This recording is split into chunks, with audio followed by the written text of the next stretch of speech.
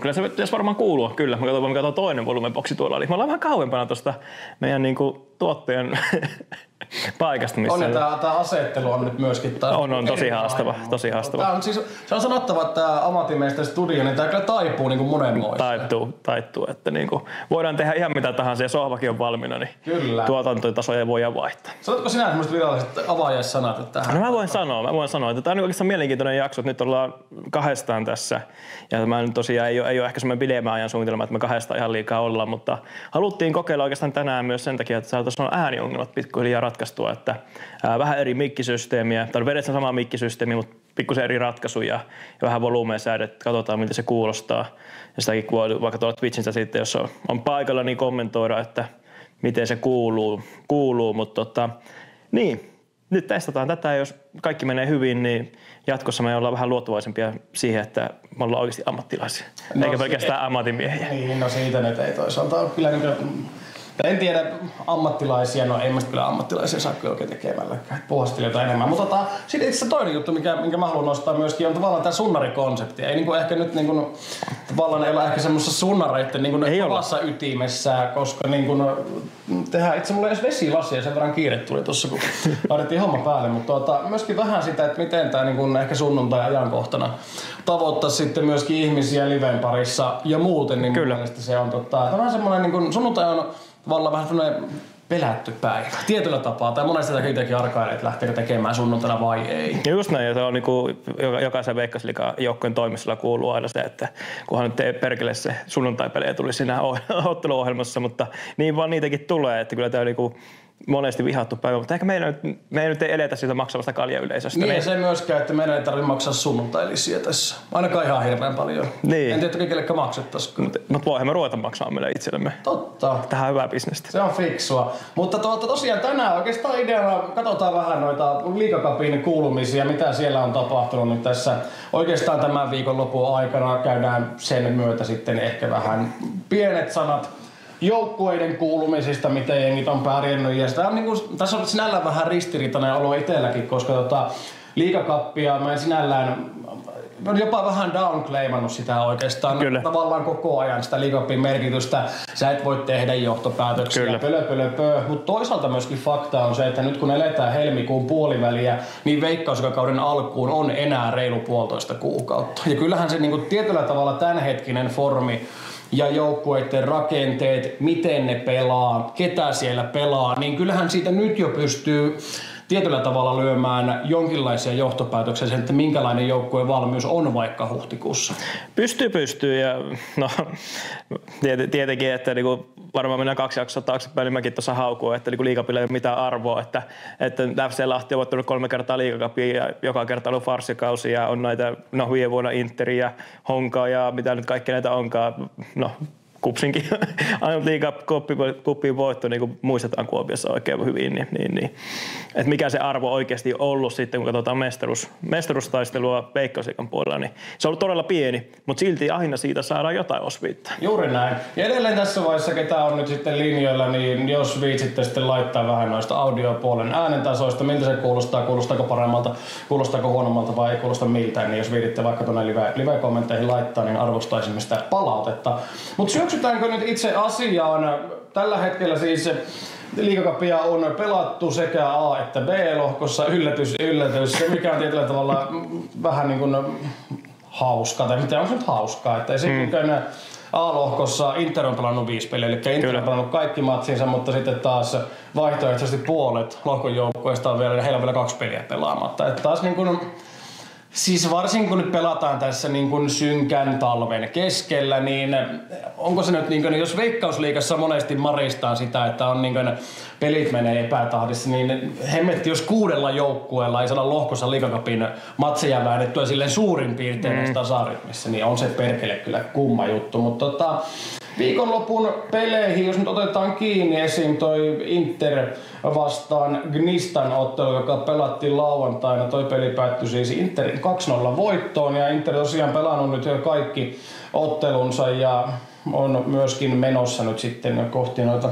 myyttisiä jatkopelejä. Taitaa itse asiassa olla jo varma juttu, vaikka siinä Gnistanilla ja HJK:lla on vielä pelit pelaamatta. Knistan siis toisena 9 pisteellä, Interillä 12 pinnaa, HJK:lla 9 pisteellä. Sitten tulee tää osasto ynnä muut, eli Haka 3 pisteessä ja Kotka ja Marjanhamina vielä sitten pistetili avaamatta. Mutta tää kuulostaa jokseenkin tutulta. Inter näyttää tässä vaiheessa mun mielestä tosi hyvältä. Ja jos sieltä nyt ehkä jonkinlaisia nostoja nyt tosta joukkueesta pitäisi tehdä, niin edelleen hyökkääjätilanne on mun mielestä siellä varsin akuutti. Mutta sitten taas tämmöisiä bubbling under-kavereita. Siis on nostettava Iiro Järvinen. Ei ole sinällään mikään nuori poika ja tietyllä tavalla aika semmonen perusvarma jyyrtäjä, mutta siis Iiro Järvinen itse hieno herrasmies, jos hänelle menee terveiset perille, niin terveisiä Iirolle. Näyttää, että Iiro Järvinenkin on oikeasti mennyt tässä yhden talven aikana eteenpäin, varsinkin omassa pallossa pelaamisessa, mikä on sinällään ei ole mitään hänen ehkä semmoista suurinta vahvuutta. Hän on enemmän tämmöinen työmyyrä isolla säteellä, mutta minusta Iiro Järvinen on näyttänyt tässä talven aikana hyvältä. Niin, ja tavallaan mielenkiintoinen siinä mielessä tuo Inter yleisestikin, että kun puhuttiin jo varmaan ensimmäisessä jaksossa siitä, että tuntui, että kauden jälkeen annettiin sopimukset pelaajille, jotka ei ehkä vakuuttanut niin paljon kauden aikana, mutta sitten samaan aikaan niin heitettiin ulos ne tai lähtivät ulos ne parhaat kaverit, että miten niin tämä balanssissa ja pakkohan se jotain uusia kavereita vielä tulla ajatus, mutta sitten niin miettii tähän mennessä liigaa, toki ovat pelanneet kaikki pelinsä, niin XG heillä on 9,7 ja niin tavallaan ovat tehneet 9 maalia ja heitä vastaan kuitenkin XG on vain 3,5 ja ovat siis päästäneet 4 maalia 5 ottelussa ja tuo XG niin heitä vastaan on tuon A-lohkon niin kaikilla mittareilla niin se pienin ja kaikki muut joukkueet on pelannut vielä vähemmän. Ja se tarkoittaa, että niin hyvin paljon samoja asioita kuin ehkä viime vuonna siellä talvella Interillä, että se peli näyttää yllättävän valmiita tässä vaiheessa kautta ja ehkä se onkin semmoinen en halua edes manata ja piirtää piruja seinille, mutta kyllä vaan tulee Vesa Vasaara tässä kohti mieleen, että Hongassa liigacupin mestaruus varmaan, että nyt on HJK ykkösaastaja, ei ollut viime vuonna HJK ykkösaastaja, kun liigacupin mestaruuden jälkeen, no ei valitettavasti ollut, vaan oli oikeastaan floppikausi, niin onko nyt jälleen kerran vaan sama kuvio, että talvella kaikki näyttää hyvältä ja sitten kausi alkaa, niin, mä itse toivon, mä en tiedä minkä takia, mä jotenkin sympatiseeraan Interin toimintaa ja mielestäni se on hyvä esimerkki myöskin, siellähän pitkään myöskin ollut Håkansin perhe taustalla myöskin niin tavallaan turvaamassa sitä selusta aika vahvanakin mesenaattina, mutta nyt ollaan menty jo niin useamman vuoden ajan. Se tervehdytettiin mun mielestä järkevästi sitä Interin ehkä taustatoimintaa, konsernirahoitusta vähennetään, pikkuhiljaa lähdetään puskemaan omia nuoria pelaajia. Totta kai se niin kirkkaimman menestyksen tavoittelu on tietyllä tavalla ehkä pudonnut aavistuksen. Se Interin lähtökohtaisesti enää niin ole se ykköshaaste, ja vaikka viime kauteen lähtökohdat oli tosi hyvät, mutta se, että se on järkevällä pohjalla toi seuran toiminta ja mä itse toivoisin, että heiltä myöskin nyt saataisiin ensi kaudella ulosmitattua tuosta pelistä Knistania vastaan, niin periaatteessa tosi tasainen ottelu. Mun mielestä kahden aika laadukkaan joukkueen välinen kamppailu päättyi siis lopulta Interille 2-0, Joonas Kekarainen 1-0 ja sitten tää uusi pelaaja Esomba sitten 2-0 ja tästä Kekaraisesta myöskin mulla on sanottavaa. Tämmönen keskikentän keskustan aika monipuolinen kaveri, 19-vuotias Käpylän pallon kasvatti. Viime kaudella pelasi karkeasti ehkä noin puolissa Veikkausliigamatseista, mutta mä näen, että Kekaraisella on semmoinen tosi iso läpimurtopotentiaali nyt ensi kaudella. Ja muutenkin tää Interin keskikenttä, se oli mun mielestä viime kaudelle lähtökohtaisesti semmoinen selkeä vahvuus ja edelleenkin siinä on hyvä nippu kyllä mun mielestä kasassa. Ja sitten tää Alex Kuame 10 paikalla, niin semmonen hänkin näyttänyt viime kaudesta menevä eteenpäin. Ennen viime kautta vaikutti, että tulee olemaan ehdottomasti niitä joukkueen avainpelaajia, kulmakivipelaajia, mutta mun mielestä omaa semmoista tietynlaista ylikyläpotentiaalia Alex Kuame. Joo, mä itse pakko on samaa mieltä, mutta pakko tarttua tuohon aikaisempaan, mitä sanoit tuossa, että organisaatiossa on tehty myös niin muutoksia ehkä niin tavallaan järkevämpään suuntaan ja niin samaa viestiä niin itsellekin tullut hyvin vahvasti. Että mä ymmärrän, että totta kai siellä on niin myös tehty leikkauksia sen viestinnän ja muu, että niin vaikka budjettia ei ole niin paljon sinnekään ja säästetään vähän joka puolella, mutta samaan aikaan se, niin siellä on todettu, että ne panostukset ja interactionin kohtaan, mikä niin on tätä koulukiertuetta ja nuorisokiertuetta ja vaikka mitä, ovat hyvin aktiivisia niin nuorten kohden me puhutaan niin kuin lapsiharrastajista ja halutaan heidät innostaa jalkapalloa ja myös niin kuin tulemaan Interin peleihin, niin eihän sen niin kuin tulosta lasketa nyt, se lasketaan 50 vuoden päästä. Ja siinä myöskin mitataan sitten lopulta se pitkäjänteisyys, mitä ollaan valmiita tekemään sen eteen. Just näin, ja se on niin mun mielestä hyvä, että on itsekin sanonut, että on ääneen, tai en tiedä, onko sanonut ääneen, mutta ainakin ovat keskusteluissa sanoneet se ääneen, että nyt ei ole niin kuin tavoite niin kuin, että se on ensi vuonna näkyy, vaan se, että se on 50 vuotta ja niin pitkään kuin tämmöinen organisaation johto pystyy olemaan tuon takana, niin kyllä mä niin kuin lupaan, uskon, että niin kuin tavallaan se Interin niin kuin tulevaisuus näyttää pitkällä tähtäimellä hyvältä, mutta ehkä niin kuin tietyllä tavalla tuossa lyhyellä tähtäimellä ehkä nyt tehdään vähän niitä säästöjä ja koitetaan niin kuin pitää homma järkevällä tasolla, että sitten pitkässä juoksussa on mahdollista tehdä pärjätä. Vielä sitten, jos tuosta Interin joukkoista ehkä tekee nostoja, niin kyllä heidänkin kohdalla ehkä sitten taas ensi kauteen nähdään. Mun mielestä siellä on kohtalaisen semmoinen tasapainoinen nippu oikeastaan. No maalivahtiosasto on semmoinen ikuisuuskysymys. Mulla jotenkin Interissä ollut pitkän aikaa varmaan jonkun Magnus Baanen jälkeen semmoinen asia, mikä on muuttunut. Okei, sen jälkeen sillä on ollut hyviä veskareita, ollut Moiseneriä ja muuta, mutta puolustus jälleen kerran nuorentunut, vähän ehkä semmosia arpoja enemmän, mutta se on näyttänyt mun mielestä hyvältä, aika kompaktilta. Keskikenttä, niin kuin sanottu, niin mun mielestä se on ehdottomasti sitä vahvinta osa-aluetta. Hyökkäys, se, että kuka tekee maalit. Että mä näen, että vaikka Jean Botue ei tuonut viime kaudella ihan sitä, mitä häneltä odotettiin, ja hän on ollut kyllä aika monen nallipyssynyt tässä niin talvenkin peleissä, mutta mä näen siinä niin myöskin edelleen semmoista isoa maalintekopotentiaalia, vähän tämmöistä ilmiötä, mikä oli tällä Peter Michaelilla VPS:ssä. Mm. Sitten kun taas niin kun putken saa auki, niin sieltä on mahdollisuus tulla, mutta mun mielestä Botue ei tarvitsisi ehkä semmoisen vähän erityisen pelaajan rinnalleen tai viedelleen pelaamaan. Enemmän tämmöistä niin kuin target-pelaajaa, joka voisi vapauttaa sitten Botueelle enemmän tilaa hakeutua puhtaasti pystyyn. Riittääkö sitten tarjonta, niin on toinen juttu, mutta sieltä on kuitenkin Darren Smith, Matias Tamminen viime kaudesta taas lähtenyt pois. Mutta toki se on sanottava, että maalinteko on onnistunut tässä talvella noissa liigacupin peleissä. Ja näin, että mun mielestä Gnistan oli kuitenkin nyt heille hyvä mittari, ja sehän oli myöskin ton lohkon kärkimatsi myöskin viimeisen päälle. Joo, semmoinen perinteinen niin veikataanpa liigacupin kärkimatsi siellä tässä lohkovaikeudessa vaiheessa, niin Gnistan FC Inter, mutta... No joo, mutta sitten taas toisaalta, niin mulla on semmoinen fiilis, että sekä FC Inter että Gnistan tulee olemaan ensi kaudella top 6 joukkoita Veikkausliigassa. Gnistan pelaa hyvää peliä, ne pelaa aktiivista peliä, semmoista Jussi Leppälahden näköistä futista. Siellä on taas joukkueen niin se pelaajamateriaali on mun mielestä pikkusen niin tasollisesti noussut viime kaudesta. Sitten vaikka niin keskuspuolustus, niin siellä rupeaa oikeasti olemaan nyt myöskin leveyttä. Et siellä ei ole enää pelkästään vanhoja kenraaleja iltarusko hengessä, vaan siellä on mun mielestä niin siellä on mielenkiintoisia jätkiä. Maalivahtiosasto taas vähän arveluttaa niitä. AJ Marcucci oli mun mielestä tosi hyvä viime kaudella, tuli kesken kauden. Nyt sitten tämä Alex Granings hänen paikallaan, niin varsinkin tuo jalalla pelaaminen tuossa Interpelissä, niin No mutta mitä sen taas torjuntoja ja niin tilastoja katsoo, niin on se kyllä helvetin hyviä torjuntoja vetänyt. Siinä puolella, niin kuin, no jos nyt hypätään Gnistaniin, että keskiarvolla kuitenkin 4 peliä ovat pelanneet, heidän XG niin kuin, on ollut 2,25 maali niin ottelua kohde ja vastaan on 1,53. He ovat kuitenkin päästäneet ne 2 maalia ja molemmissa vastasi Inter. Et kyllähän niin kuin, mitä mä katsoin niin muutamia pelejä ja katsoin varsinkin niitä Alex Graniksin torjuntoja, niin oli ihan maailmanluokan pelastuksia myös siellä niin mukana, että joo, varmasti aika pieniä vaikeuksia sen jalalla pelaamisessa, mutta totta kai pitää muistaa, että siinä varmaan enemmän näkyy se, että kaverihan ei viime vuonna ollut minkään organisaation sopimuspelaaja. Että mä niin kuin, koitin tuossa vähän kysellä, en toki varmasti oikeilta ihmisiltä kysely, mutta vääriltä ihmisiltä kyselin, kun en saanut vastausta, niin vastaus oli, että varmaan kaljaa vetänyt, kun ei kukaan tiennyt, että mitä se niin tarkemmin on tehnyt, että pitäisi varmaan Klinstanille suoraan soittaa, sieltä varmaan saisi vastauksen, mutta niin kuin, kuitenkin puhutaan Real Madridin akatemian kasvatista ja on 29-vuotias belgialainen ja kaksinkertainen Norjan mestari ja Norjan cupin mestari. Molden niin kuin riveissä toki ei ollut silloin ykkösveskarina, mutta niin kuin, että mun mielestä ne torjunnat, mitä minä näin, ja tavallaan ehkä se XGkin menee niin kuin sen suuntaisesti, että on semmoinen maalivahti, millä pystyy voittamaan niitä tiukkoja pelejä. No se nähdään.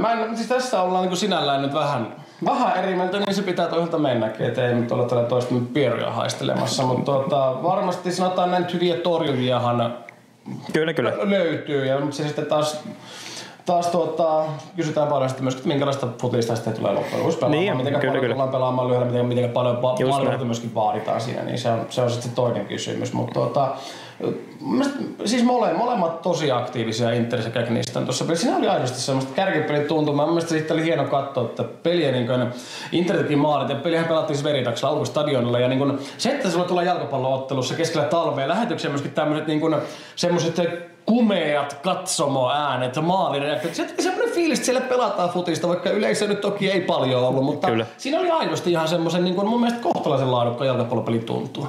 Joo, ja on se niin kuin mun mielestä, no tänäkin vuonna jos miettii, niin itse asiassa Turku taitaa olla ainut, jossa on pelattu tähän mennessä ulkona, että mun käsityksen mukaan Tammelassakin olisi pystytty pelaamaan, mutta eivät ole pelanneet että ainut paikka, missä se pystytään, ja totta kai on se myös ilmastoltaan vähän erilainen kuin tämä vaikka Kuopio tai Oulu, että sinänsä mahdollistaa sen. Ja mun mielestä se on myös sille joukkueelle älyttömän hienoa, että pystyy periaatteessa koko talvikauden pelaamaan siinä omassa kotipesässään ja tietävät, että ne ei ole nyt 2 metriä kapeampi kenttä kuin oikeasti tai muita. Mutta eikös Kotka pelannut Arto Tolsalla nyt juurikin Interiä vastaan ton oman liigacupin pelissä? Mä en ole kattonut sitä peliä. Oletko silläkään nyt varsinaisesti mitään kovin suurta merkitystä? Ei ole, mutta pääsääntöisesti niin kuin, joo, itse siinä olisi varmaan toinen joukko, mikä pystyisi siihen. Ja kyllä HIKkin pystyisi, että jos katsoo, että siellähän pelattiin. Itse asiassa oli mukava nähdä, hyppään vähän asiasta jo virenteen, niin Polta-areenalla niin voittavaa kansainvälistä jalkapalloa, että kotijoukkojen voittaa. En tiedä, katsoitko sitä Vikingsin peliä? En katsonut, voin kyllä myöntää. Joo, mä itse sen verran hypäin, että katoin sen pelin ja ihan laillisilta? Ihan laillisilta. Muistaakseni ainakin. Puolilaillisilta. Itse joo, mulla on Viaplayta taas näyttää, niin kyllä se varmaan laillisilta oli, mutta tosiaan niin 2-1 kotivoitto tälle Islannille Vikings-joukkueelle. Vikings? Miten ikinä halutkaan lausua sen, mutta niin tosiaan 2-1 voitto ja ei olisi ollut väärystä, että olisi ollut 2-0 tai jopa 3-1, että ottivat kyllä kaiken irti niin sanotusta kotiedusta, vaikka Helsingissä olivatkin. Kyllä näki, että se niinku, kaverin vastustajan niin nappulat vähän luisti enemmän siinä talvisella Boltin erittäin kuluneella tekonurmella, joka uusitaan tuossa parin kuukauden päästä. Että kyllä se oli ihan oikea valinta, että tulivat Helsinkiin pelaamaan se. Että toki se oli harmittava, että siellä yllättävän vähän oli yleisöä paikalla. Että olisi toivonut, että olisivat saaneet helsinkiläisiäkin ehkä enemmän sen katsomaan, mutta sitä ei tapahtunut. Mutta siinä ehkä olisi isomman keskustelun paikka, että sitä ottelua kun miettii, että miten voi olla islantilainen joukkue niin kuin tuolla playereissa menossa, konferenssiliigan niin kuin playerivaiheeseen menossa. Miten? Et sitten niin kuin suomalaisissa on todella vaikea päästä. No lohkoihin HIK on päässyt nyt 3 kertaa käytännössä putkeen, tai 3 kertaa putkeen, niin ei se mahdotonta ole sinne asti ollut päästä, mutta on kyllä niin kuin huikea suoritus ja varmasti suomalaisten joukkojen kannattaisi vähän myös miettiä, että miten se on mahdollista. Niin, se sanoit tuon, että ihmettelin, tai harmitti, että ei ollut enempää katsojia, mutta eihän se nyt sitten loppujen lopuksi kyllä niin oikeastaan. No ei se ole yllätys. Minkälainen yllätys, jos mietit sitä, että jos Kuopion palloseura pelasi vaikka Union Berliiniä vastaan Olympiastadionilla huippuajankohta keskellä kesää, iso Bundesliga-seura ja stadionilla 5,000 ihmistä. Se oli tavallaan hyvä niin osoitus siitä, mutta se, että eihän nyt, siis kukaan helvetti tulisi katsomaan islantilaisen joukkoja pelaavan Suomessa helmikuussa. No, jos nyt ollaan ihan rehellisiä. No ollaan joo, mutta aina ehkä se jotenkin semmoisella tietynlaisella urheiluromaatikkoina toivoa, että tuommoisenkin löytyisi mielenkiintoa. Jos asuisin itse Helsingissä, niin en olisi mennyt sinne otteluun. Niin, sekin on varmaan totta, että mäkin olisin varmaan katsonut niin. kotiin soivalta sen, mutta hei, aina voi moralisoida muita ihmisiä. Se on kyllä täysin totta, että siitä ollaan ilman muuta samaa mieltä. Joo. Mutta joo, siis Knistanista niin... Haluan muuten vielä halkoa hiuksia sillä, että myöskin IFK Mariehamn pelaa ilmeisesti nyt tulevan ottelunsa KTP:tä vastaan sitten Wiklöf Holding Areenalla myöskin Mariehamnissa. Joo, se voi olla, mutta mun mielestä tähän... Toisaalta se ihan... Aivan sama. Sulla oli vielä Knistanista jotain sanottavaa. Joo, Tim Väyrynen is back. Että 4 peliä ja... Ei siis Timi on pelannut hyvin, ettei ole maa. On. Ja oli, ja siis XG jokaisessa pelissä on ollut keskiarvoisesti noin 1. Että aika ja sitä mä tahtia, se on mennytkin, että 4 maalia tehnyt 4 ottelussa. Ja jos en nyt ihan väärin muista kun katselin niitä, niin että onko 2 jopa tehnyt päällään ja niin kuin, ei ole aika semmoisia niin ihan perinteisempiä. Ei ole rankkarimaaleja niin kuin jokainen, että mun mielestä on ollut todella hyvä, kun se on kentällä ollut. Ja se on niin kuin ehkä todella positiivinen asia myös niin kuin Knistanin kannalta, mutta myös muutenkin ehkä kuopiolaisittainkin voi olla ihan tyytyväinen silloin, kun Väyrynen onnistuu. Vaikka nyt melkein kuin oma poika, vaikka ei ole kasvatti olekaan. Joo. Mutta mennään eteenpäin. Tästä siis edelleenkin Inter-Knistan peli. Mun mielestä hyvälaatuinen jalkapalloottelu, molemmat oli aktiivisia. Uskoisin, että molemmilla on hyvä kausi edessä päin. Ja kannattaa seurata ainakin tätä nippoa. Edelleen noista niin Interin pelaajista nostan tämän Kuameen. Sitten myöskin pari tämmöistä teidän vielä mainittu, Luka Kuittinen, Jussi Niska pelaavat mun mielestä tällä hetkellä hyvällä tasolla. Siellä on semmoisia pelaajia, joita kannattaa tarkkailla nyt tulevalla kaudella. Knistan edelleen mielenkiintoinen juttu tulla näkemään. On, jopa vielä sen verran niin nostan. Eli jäädään vielä tähän Knistan peliin siis. Ei mennä, siis niin todella, vaan Knistanista yleisesti, niin kuin, että mielenkiintoista nähdä, että viime vuonna Knistanin taktiikkahan oli ehkä enemmän siis se, kun puhutaan seuraavasta keikasta tuohon ekalle kaudelle, niin hommattiin muutama konkaripelaaja, oikeastaan loppujen hommattiin vähän lisääkin, ja, että joka luo sen niin tavallaan liigakokemuksen sinne, ja niiden oli aika paljon nuoria kavereita. Nyt ne nuoret kaverit on saanut, moni niistä on saanut sitä liigakokemusta niin, ja muuta, niin nyt sitten ehkä vähän strategia on muuttunut, ja mielenkiintoista nähdä, musta tuntuu, että niin KT pelaa vähän sama visio tälle kaudelle kuin viime vuonna Knistanilla, että hommataan niitä konkaripelaajia luomaan se pohja ja tavallaan turva, ja sitten rakennetaan siihen ympärille nuorempia kavereja, ja taistellaan sillä se tavallaan oma liigapaikka. Knistanista wants to watch-tyyppinen pelaaja, oikea pakki Saku Heiskanen tulee olemaan ensi kaudella pelipaikkansa parhaimmistoa Veikkausliigassa. Joo, ja siis mitä me siitäkin kaverista ymmärtänyt, niin siitä oli kiinnostusta käytännössä jokaisessa Veikkausliigan joukkueessa. Että siinä on ollut ihan, en nyt rupea niin sanomaan mitkä organisaatiot, mutta ihan kärkiorganisaatiot tuolta olleet perässä. Ei varmasti niin toki yllätäkään, että puhutaan HG-säännöstä, niin tuommoiset pelaajat niin aina kiinnostaa. Kyllä. Ton lohkon, eli A-lohkon toinen matsi, joka nyt viikonloppuna pelattiin ja HJK ja IFK Mariehamnin välillä. Tämä peli pelattiin siis perjantaina Talin hallissa. HJK voitti ottelun maaleja 2-1. Kyllä niin kun, mun mielestä valtava tasoero näkyy kentällä ja niin kun, se, että yllättävän pienenähän noi loppunumerot lopulta pysyy. Totta kai se myöskin, että HJK hallitsi pelitapahtumia todella selvästi, mutta sitten taas se ehkä myöskin se viimeinen tai toisiksi viimeinen syöttö, viimeinen tai toisiksi viimeinen ratkaisu ja valinta, mikä tehdään, niin siinä oli taas semmoista vähän talven tuhnuilua ihan niin rehellisesti. Että mun mielestä niin paras tuossa pelissä oli mun mielestä kiva nähdä HJK:lla nyt niin sanotusti se aika lailla se ykkösorkesteri nyt myöskin Liigacupin peleissä kentällä. Että onhan se paperilla taas niin härkäsen kova nippu näiden viimeisten konkariosaston vahvistusten myötä, mutta se, että miten se sitten realisoituu paperilta sitten pois, niin se on ihan toinen juttu. Puke ja Alex Ringe nyt ei ihan liikaa näkynyt. Totta kai kun talvi on, niin en nyt usko, että nämäkään pelaajat nyt ihan parhaimmilleen.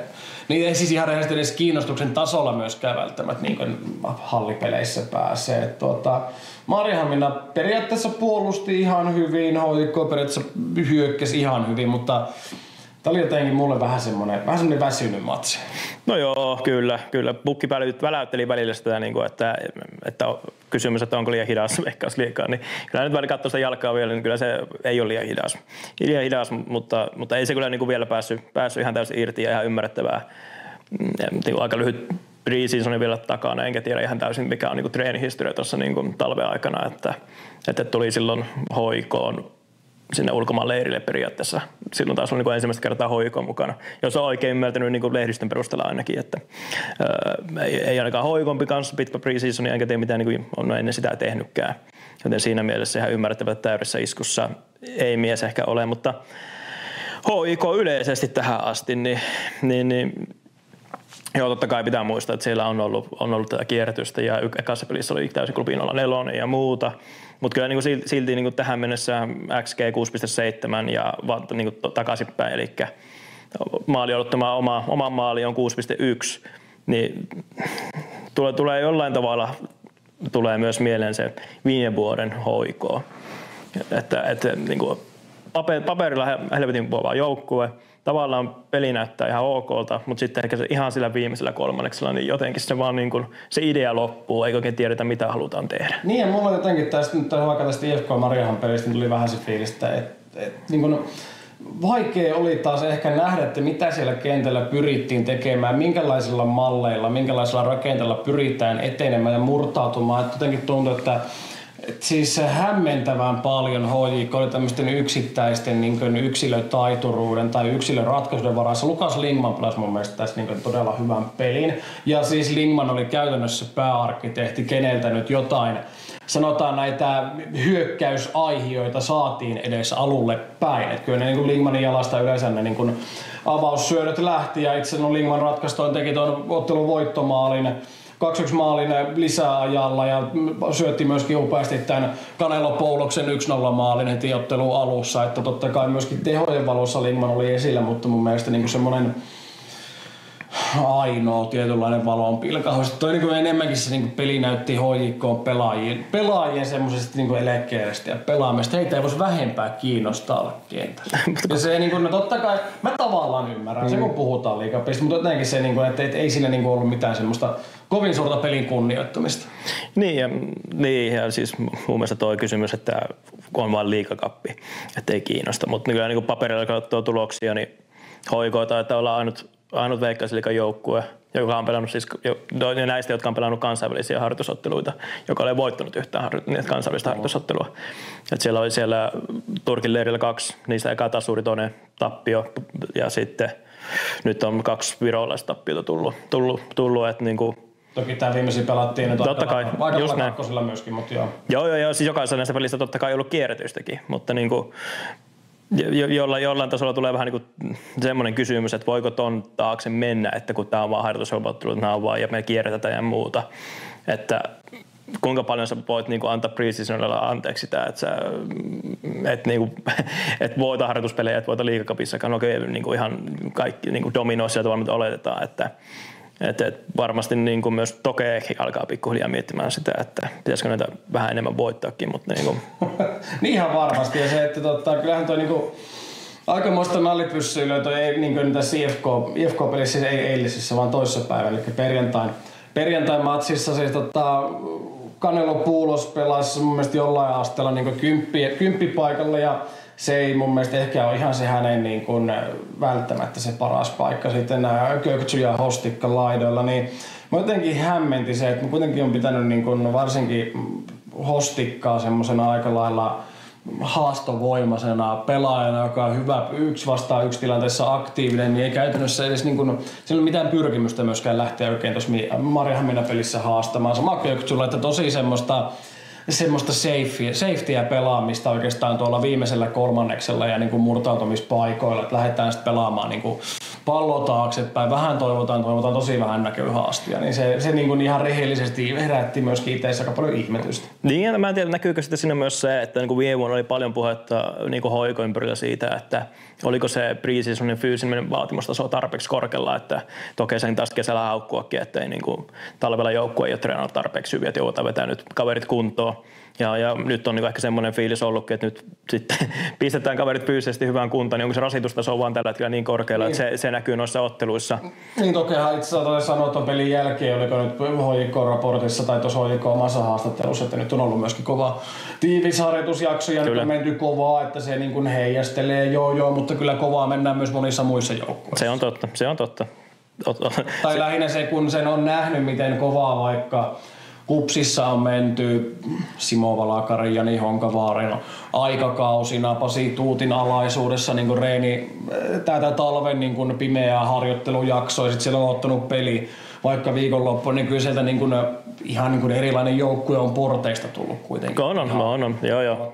Totta kai siinä voi olla yksi ihan selitys se myöskin se, että jos se oikeasti se tavallaan se talven harjoittelukulttuuri on ollut niin löyhä, mitä julkisuuteen on tullut tietoa Helsingistä, niin siis se on hälyttävää, mutta sitten taas toisaalta ymmärrettävää, että mikäli siellä nyt on nostettu niin kuin dramaattisesti vaikka sitä niin kuin kuormaa, niin se on ymmärrettävää, että se nyt myöskin sitten näkyy. Kyllä.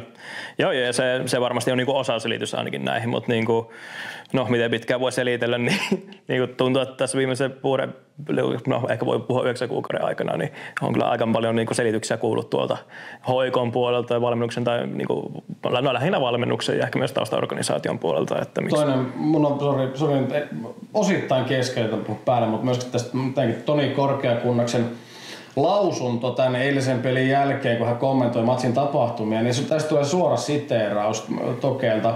Meidän on totuttava siihen, että liigassakin saattaa tulla pelejä, joissa valtava määrä pallonhallintaa ei auta, jos emme onnistu niitä päättämään.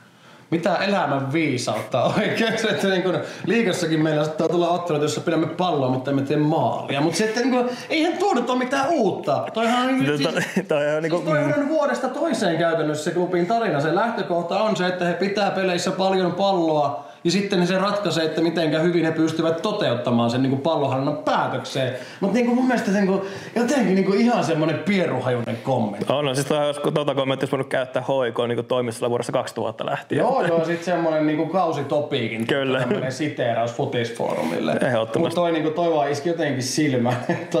Ai jaa, että saattaa tulla pelejä, joissa on valtava määrä palloa. Joo, ja se oletus on, että jotain Jaroa vastaan, niin mä en usko, että Jaro lähtee hyökkäämään hoikot vastaan niin Veikkausliigakaudella, että tullaan näkemään semmoista niin pussin parkkeeraamista, että ei ole ennen nähtykään. Mutta sitten vielä tuosta nyt, miten pelkästään hoikosta puhuttu, toki IFK Mariehamnista nyt ei ihan rehellisesti nyt niin kuin, mulla ei oikein ole siitä niin kuin mitään kerrottavaa. Siis eilen pitivät tosiaan matsin jopa niin kuin yllättävän tasaisena.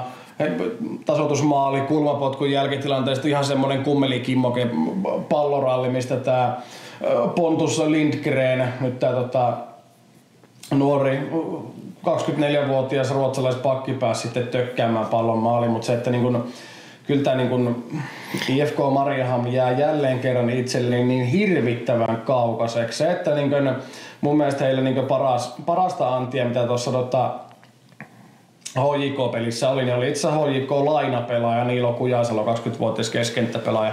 Tuossa keskentällä hän näyttää niin kuin mun mielestä semmoinen, että niin kuin hän on IFK Mariehamnille ehdottomasti tämmöinen niin kuin profiilivahvistus nyt tulevalle kaudelle, mutta vähän hänenkin kohdalla vähän taas jännittää se, että käykö tämmöinen niin kuin nuoren HJK-kasvatin vähän tämmöinen perinteinen uratarina, että sitten ajaudutaan lainakiertille oikein mihinkään sitten niin kuin juurrutaan. Ja sitten kun sä oot 25-vuotias, niin sä pelaat jossain Pargas IF:ssä tai sitten IFK Mariehamnissa ja pelaat siellä täällä, tuleeko susta liigapelaa. Niin siis niin näitä tarinoita on vaan hoikoista niin valtavan paljon. Nyt kun sanoit, niin pakko tarttua.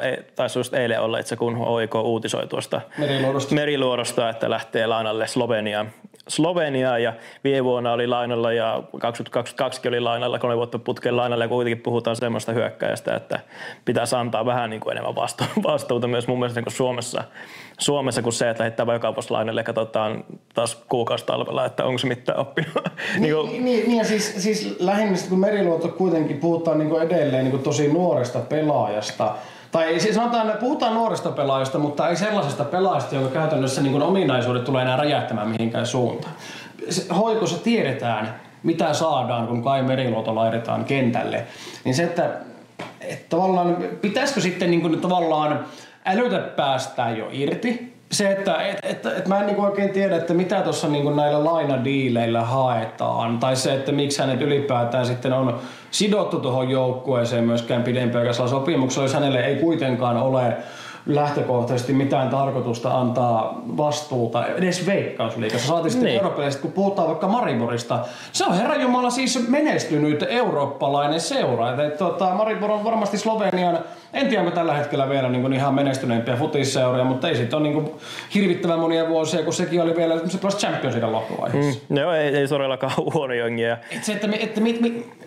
Mikä tässä niinku tavallaan on nyt se, mitä mä en ymmärrä? Joo, ja siis sama miettii viime vuodenkin lainan Puolaan, niin tuntuu, että ei se ainakaan peliajan takia sinne lähetetään. Että, totta kai fiksummat tietää enemmän kuin me, että ei siinä mitään, mutta ehkä samalla myös pakko myös sanoa, että mitä toi siirto mun mielestä tai lainasopimus tarkoittaa sitä, että HIK se jo valmiiksi tuohon nimiin vahvaan joukkueeseen on tulossa vielä jotain kovaa hyökkäyspäähän. Ja sehän tos kyllähän sitä niinku, oliko viime jakso vai sitten toi ihan ensimmäinen jakso, mitä tätä talk showta tehtiin, niin silloin just spekuloitiin tai aika lailla yhtä meitä silloin, että ihan pommin varmasti, niin että se, että mikä tahansa muu Veikkausliiga seura lähtisi mielihyvin tilanteesta Kai Meriluoto joukkojen ykköshyökkäykauteen. Sillä voitaisiin lähteä europeleihinkin silleen kohtalaisen niin hyville, että meillä on maalitekijä. Mutta se, että niin hän ei sitten HJK:ssa ole edes niin kakkosvaihtoehto. Ja sitten sinne nyt tuodaan taas joku talismaani jostain päin, joku viihdyttäjä, joka sitten osoittautuu aivan paskaksi. Siis, tai tämmönen Luke Blanche, liian hyvä veikkaus. Just näin, että siis tietää jo valmiiksi, kun ikinä se tulee, niin se otsikko tulee olemaan liian hyvä veikkaus liikaa. Ja sitten vähissä äänin tuossa niin jo talvella tässä, että kiitos. Mutta ihan pommi varmasti tulee. Kyllä. Tullaan hakemaan sinne joku ison profiilin ihmeiden tekijä ja sitten ihmetellään, että on. Mutta siis niin mulla on pakko tuosta IFK Maarianhaminasta tarttua niin sen verran, mikä kuvaa jälleen kerran siihen, niin kuin, että miten sekavalta se aina talvisin tuntuu.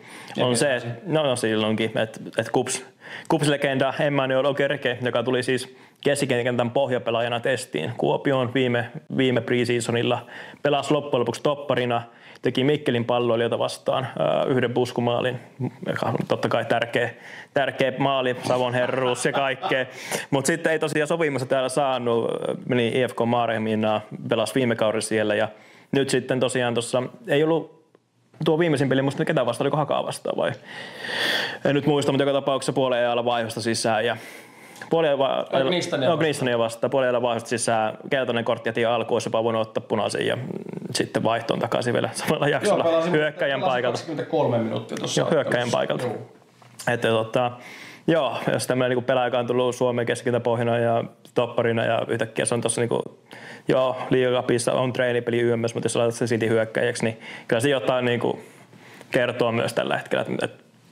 Kyllä, mutta oikeastaan näiden joukkoiden kohdalta mä jotenkin itse pystyn vaan nyt heittämään taas sen, että Maarianhamina tulee olemaan todennäköisesti ensi kaudella jossain sijoilla 9-12 todennäköisesti. En usko, 9-11. Siihen sanotaan niille haarukoille. Et sanotaan alakerrassa, mä veikkaan, että se, että FF Jaro pelaa sarjassa, tulee pelastamaan ainakin IFK Maarianhaminan sarjapaikan. Mä tykkään tästä jotenkin IFK Maarianhaminasta, siis mikä siinä on se oma taika, kun nytkin kysymättä niin tuli muutamalta Veikkausliigapelaajilta, jotka ei siis Kuopiossa enää pelaa, niin tuli viesti, että joko tänä vuonna on se vuosi, kun Maarianhamina tippuu liigasta. Että se vihaisuudet IFK Maarianhaminan kohtaan niin pelaajien keskuudessa kohtuu iso. Ei tavallaan ei varmasti organisoida tai muuta, mutta se, että se laivamatka. Se on todella masentavaa niin monelle pelaajalle. Ja varsinkin se poismatkustaminen laivalla. Just näin. Niin. Se on vaarallinen. se on vaarallinen, mutta onneksi siitäkin on nykyisin ehkä joukkueet selviää vähän paremmin. Mutta joka tapauksessa, että aika moni toivoo, että tämä olisi se vuosi taas, kun Maarianhamina on ulkona. Niin, siis semmoisena ehkä Suomen futisi ihmisenä enemmänkin tavallaan kysyy sitä, että mitä IFK Maarianhamina tuo Veikkausliigalle. Se mun mielestä on se ydinkysymys, mutta totta kai niin pitkään kun he pitävät paikkansa pelaamalla Veikkausliigassa, niin heidän tavallaan se status on ansaittu. Mutta mulle alkuun IFK Maarianhamina oli semmoinen sympaattinenkin, mutta nyt enemmän kuin toi mennyt jostain Pekka Lyskin ajoista niin kauas. Siellä ei ole enää tämmöisiä ei ole enää ihan sitä semmoista samanlaista kotikutoisuutta, yhteisöllisyyttä mun mielestä siinä ympärillä, että sinne tuodaan rahalla niitä pelaajia, ketä saadaan tuolta Ruotsin puolelta. Joku niistä osoittautuu pelimieksi, joku ei. Ja se, joka osoittautuu pelimieksi, todennäköisesti jatkaa matkaansa jonnekin muualle. Ja se, joka ei taas osoittautuu pelimieksi, hänet laitetaan pois. Että se sirkus vaan jatkuu siellä. Tai jopa jätetään, vaikka se ei osoittanut tässä. Niin, mutta jännä nähdään, mutta vaikea sanoa IFK:sta ja HJK:sta vielä vaikeampi. Että kyllä nyt siihen pystyisi varmaan lyömään nyt aika lailla jonkin kokoisen kivitalon, että kyllä HJK top 3 joukkueen ensi kaudella. On se on ihan itse asiassa selvä. Ei, niin. Mutta samaan aikaan mä voisin olla myös se ihminen, joka löysi ekana, jos pitäisi vetoa lyödä, niin mistä joukkueesta ekana nähdään päävalmentajan potkut, niin kyllä mä HJK:lle myös laittaisin. Joo, siis ihan kivitalo sinnekin. Niin. Ei vaan vieläkään toki ole ehkä omassa silmässä vaikuttanut taktiselta erolta, joka pitäisi olla HJK:n puikossa. Niin, se, että kyllä mä varmaan se oikeastaan on ihan sama kausi kuin kausi, niin päävalmentaja potkuissa, niin HJK:n päävalmentaja tulee aina olemaan. Totta kai. Se ykkössuosikki, koska odotukset. Isoimmat odotukset, isoimmat paineet, isoin median huomio, kaikki on sitä. Mutta sen jälkeen on itse aika mielenkiintoista miettiä, että kuka voisi olla mahdollisesti sitten seuraava. Ehkä siis, koska mä näen FF Jaron niin lähtökohtaisesti heikkona nippuna nyt ensi kauteen, siellä myöskin seuralegenda David Jeskuk päävalmentajana, niin minkälainen kynnys on heittää tuommoista kaveria pois, vaikka pelaaminen ei nyt kulkisikaan. Mutta ei odota siitä vielä. Sen enempää, me ollaan repöily tuossa nyt yllättävän pitkään näistä 2 matsia ympärillä. Me voi aika niin nopeasti paketoida hakaa KTP. Siis niin kuin yhdellä lauseella. Että, siis joo. Koska mun mielestä niin kummassakaan joukkueesta ei ole mun mielestä oikeastaan tällä hetkellä ihan liikaa mulla sanottavaa. Että niin on ne vähän sen asiasta, jos haluat. Perinteinen haka arpoja tulee sisään ja ei mitään tietoa, että onko ne oikeasti pelimiehiä vai ei. Talven pelit on mitä on. Ei herätä niinku itsessäni ihan liikaa mielenkiintoa. Ja sitten niinku puhutaan päävalmentajasta tuolla Hakallekin, joka näytti loppukaudesta siltä, että halusi oikeastaan niinku mahdollisimman kauas Suomesta ehkä niinku omalla käytöksellä ja lausunnoilla ja myös niinku mitä nekin tuolla niinku myös kun tulivat Kuopion vierailulle, että mikä se käytös ehkä oli ja mikä niinku tunneilla taas vaikka valmentajia tai niinku tuomareita kohtaan oli, niin tuntui, että ei oikein haluaisi ehkä olla niinku Suomessa enää yhtään.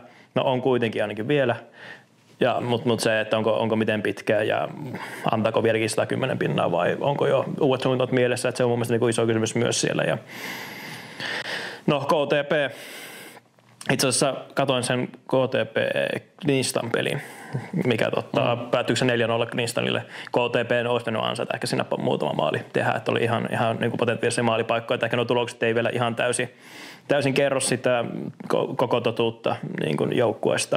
Että siellä on yllättävän niin on potentiaalia ja sitten varmasti kun saadaan vielä niin kuin se joukkue rakennettua loppuun, niin ihan ok. Mutta KTPkin on vähän semmoinen, niin kuin, jotenkin tuntuu tässä vaiheessa kautta, kun puhutaan nousijan joukkueesta, niin et se oikein kamalan kovia odotuksia voi siitä niin kuin nostaakaan ja etkä oikein niin kuin voi mitään, että tämä tulee tekemään läpimurtossa tai muuta, niin kuin tosi vaikea nähdä vielä.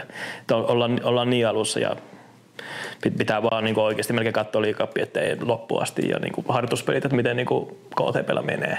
Ennen kuin sitä uskaltaa sen kummoisempia lausuntoja antaa. Niin ja siellä on myöskin taas mielenkiintoista nähdä tämä Jonas Nyholm, tämä KTP:n päävalmentaja, joka nyt myöskin tulee tekemään debyyttiinsä nyt myöskin pääsarjassa nyt tulevalla kaudella. Nosti heti ensimmäisenä vuotena nyt joukkueen pääsarjaa, mutta mulle tämä Nyholm on tietyllä tavalla voisi sanoa, että ensi kauden mielenkiintoisin valmentajanimi, koska en ihan rehellisesti tiedä hänestä yhtään mitään. Sen tiedän, että niin sanottu alasarjan jyrää futaarina ei mikään tämmöinen valtava menestyksekäs ura takana, mutta nyt Ryminällä on kyllä lähtenyt tekemään nyt päävalmentajauraansa. Totta kai Kotka oli viime vuonna mun mielestä selkeä nousija suosikki myöskin tuolta sarjaporrasta alempaa ykkösliigasta Veikkausliigaa ja lunasti sen myöskin aika jämäkällä pelillä viime kaudella, mutta 32-vuotias päävalmentaja ihan sanotaan,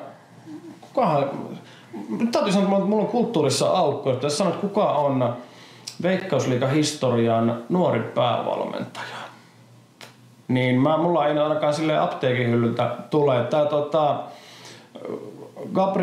Garcia Satart, mikä oli Eiffissä silloin aikoinaan vanhassa nykyisessä ykkösliigassa, hän oli silloin mielestäni kohtalaisen nuori, mutta enpäs kyllä muista. Hän osaa nyt sanoa, että Satarthan kävi itse sinä kaudella myöskin sitten, tai vähän myöhemmin KTP:ssä pestillä, mutta siis tosi nuori kaveri, tää Nyholm, ja häneltä, siis mielenkiintoista nähdä, toivon hänelle onnistunutta päävalmentajauran alkua. Joo, mutta siis niin puhutaan myös vähän sen verran, kun on kuitenkin tuohon KTP:seen, että jos katsoo A-lohkon niin pelkkiä tilastoja niin kuin muuten, niin puhutaan niin syöttöprosenteista ja pallonhallinnasta ja ihan niin kaikista perustilastoista, mitä nyt jalkapallosta vaan tilastoidaan, niin kuitenkin ovat olleet lohkon keskiarvoa oikeastaan jokaisessa tilastossa, paitsi niin kuin tuloksien valossa, että ovat siinä mielessä ollut parempia kuin Haka tai Maariahamn, että ihan positiivinen, mutta aika vaikea vielä mitään isompia johtopäätöksiä vetää. On joo, mutta kyllä mä sanoin, että niin kuin Kotkassa en tiedä, mitkä ne ehkä semmoiset omat tavoitteet siellä sanotaan kannattajakeskuudessa ja yhteisön keskuudessa seuralla itsellään joukkueellaan, mutta mä sanoin, että varmasti se prioriteetti 1 on se, että säilytetään sarjapaikka. Kyllä. Prioriteetti 2 säilytetään sarjapaikka ilman karsintoja. Kyllä. Ja sitten niin kun, mitä tulee sen jälkeen, niin toivottavasti pystyvät niin kuin kilpailullisesti pitämään tavallaan kasvonsa ensi kaudella. Ja mä toivoisin, että niin Kotkaan saataisiin vähän semmoista vanhaa ahtaa ja hurmiota, mikä siellä, niin kuin,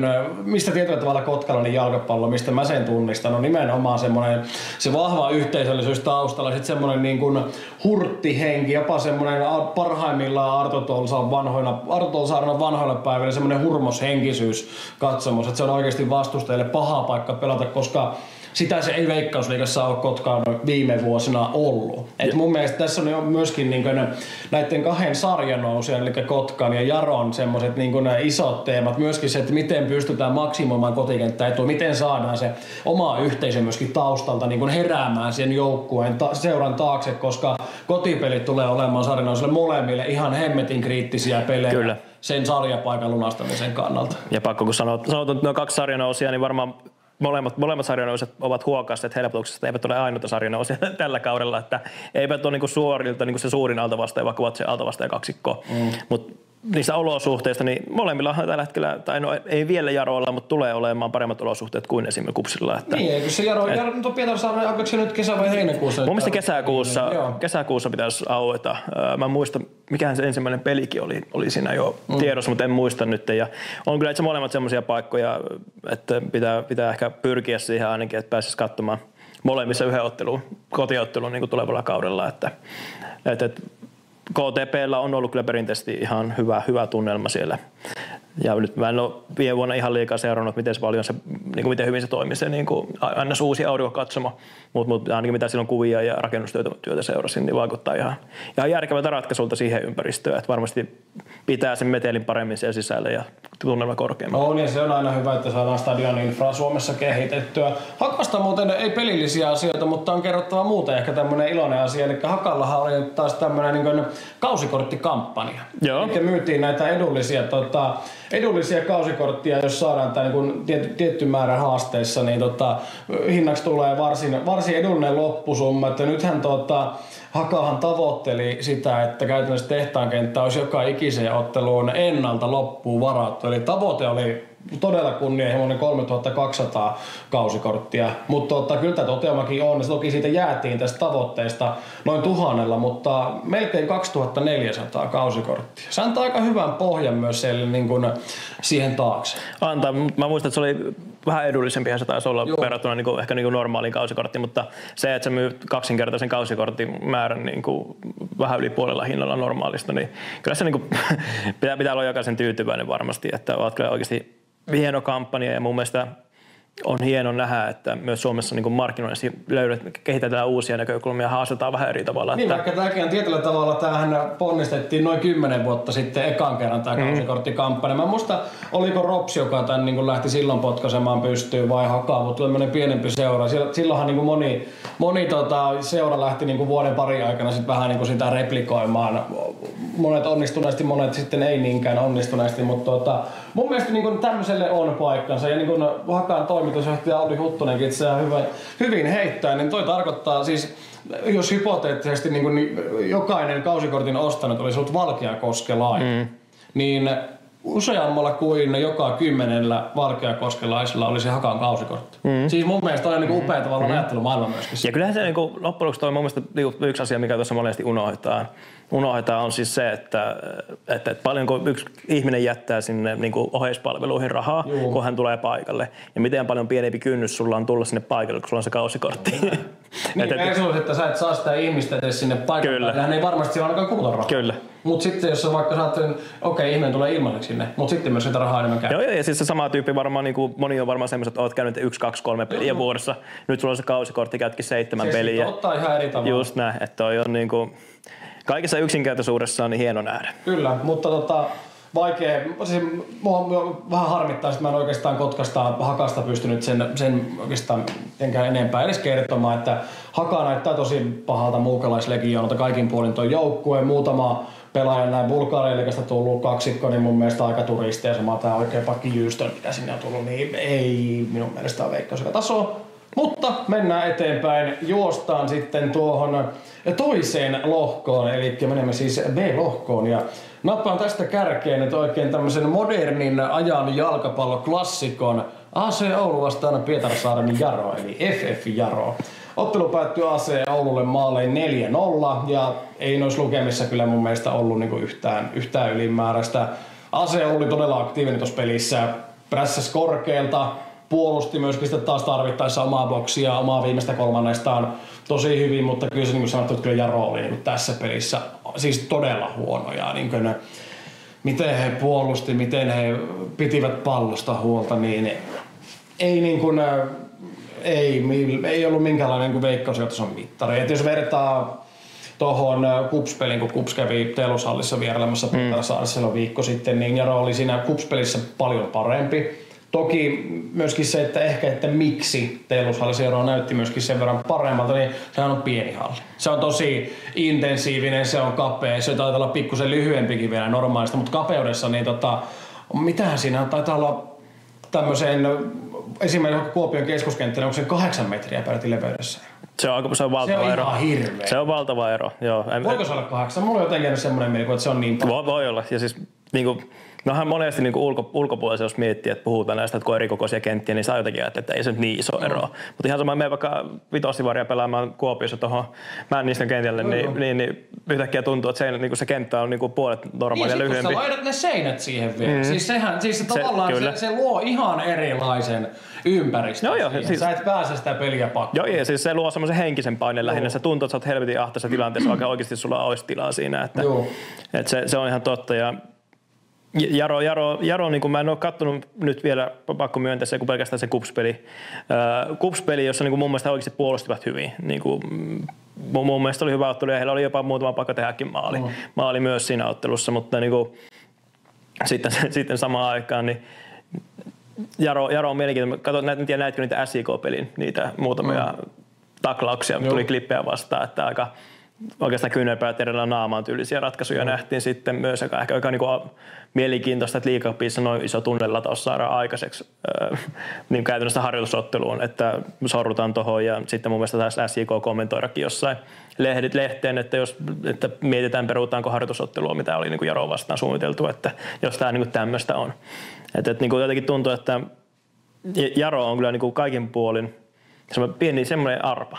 Voisiko sanoa, että kaikista isoin arpa niin kuin siinä mielessä joukkoista, että periaatteessa tiedetään mitä saadaan. Tullaan varmasti ne hakemaan aika puolustusvoittoinen niin joukkue, joka niin kuin pystyy aika suoraviivisiin vastahyökkäyksiin sitten. Ja Viideskog piiskaa siellä kentän laajalla ja Viideskog piiskaa myös kentällä, että niin kuin todella mielenkiintoinen myös niin kuin joukkueena, mutta sitten samaan aikaan mulla ei ole niin kuin mitään käsitystä tai niin kuin semmoista, että mitä siitä oikeasti saadaan.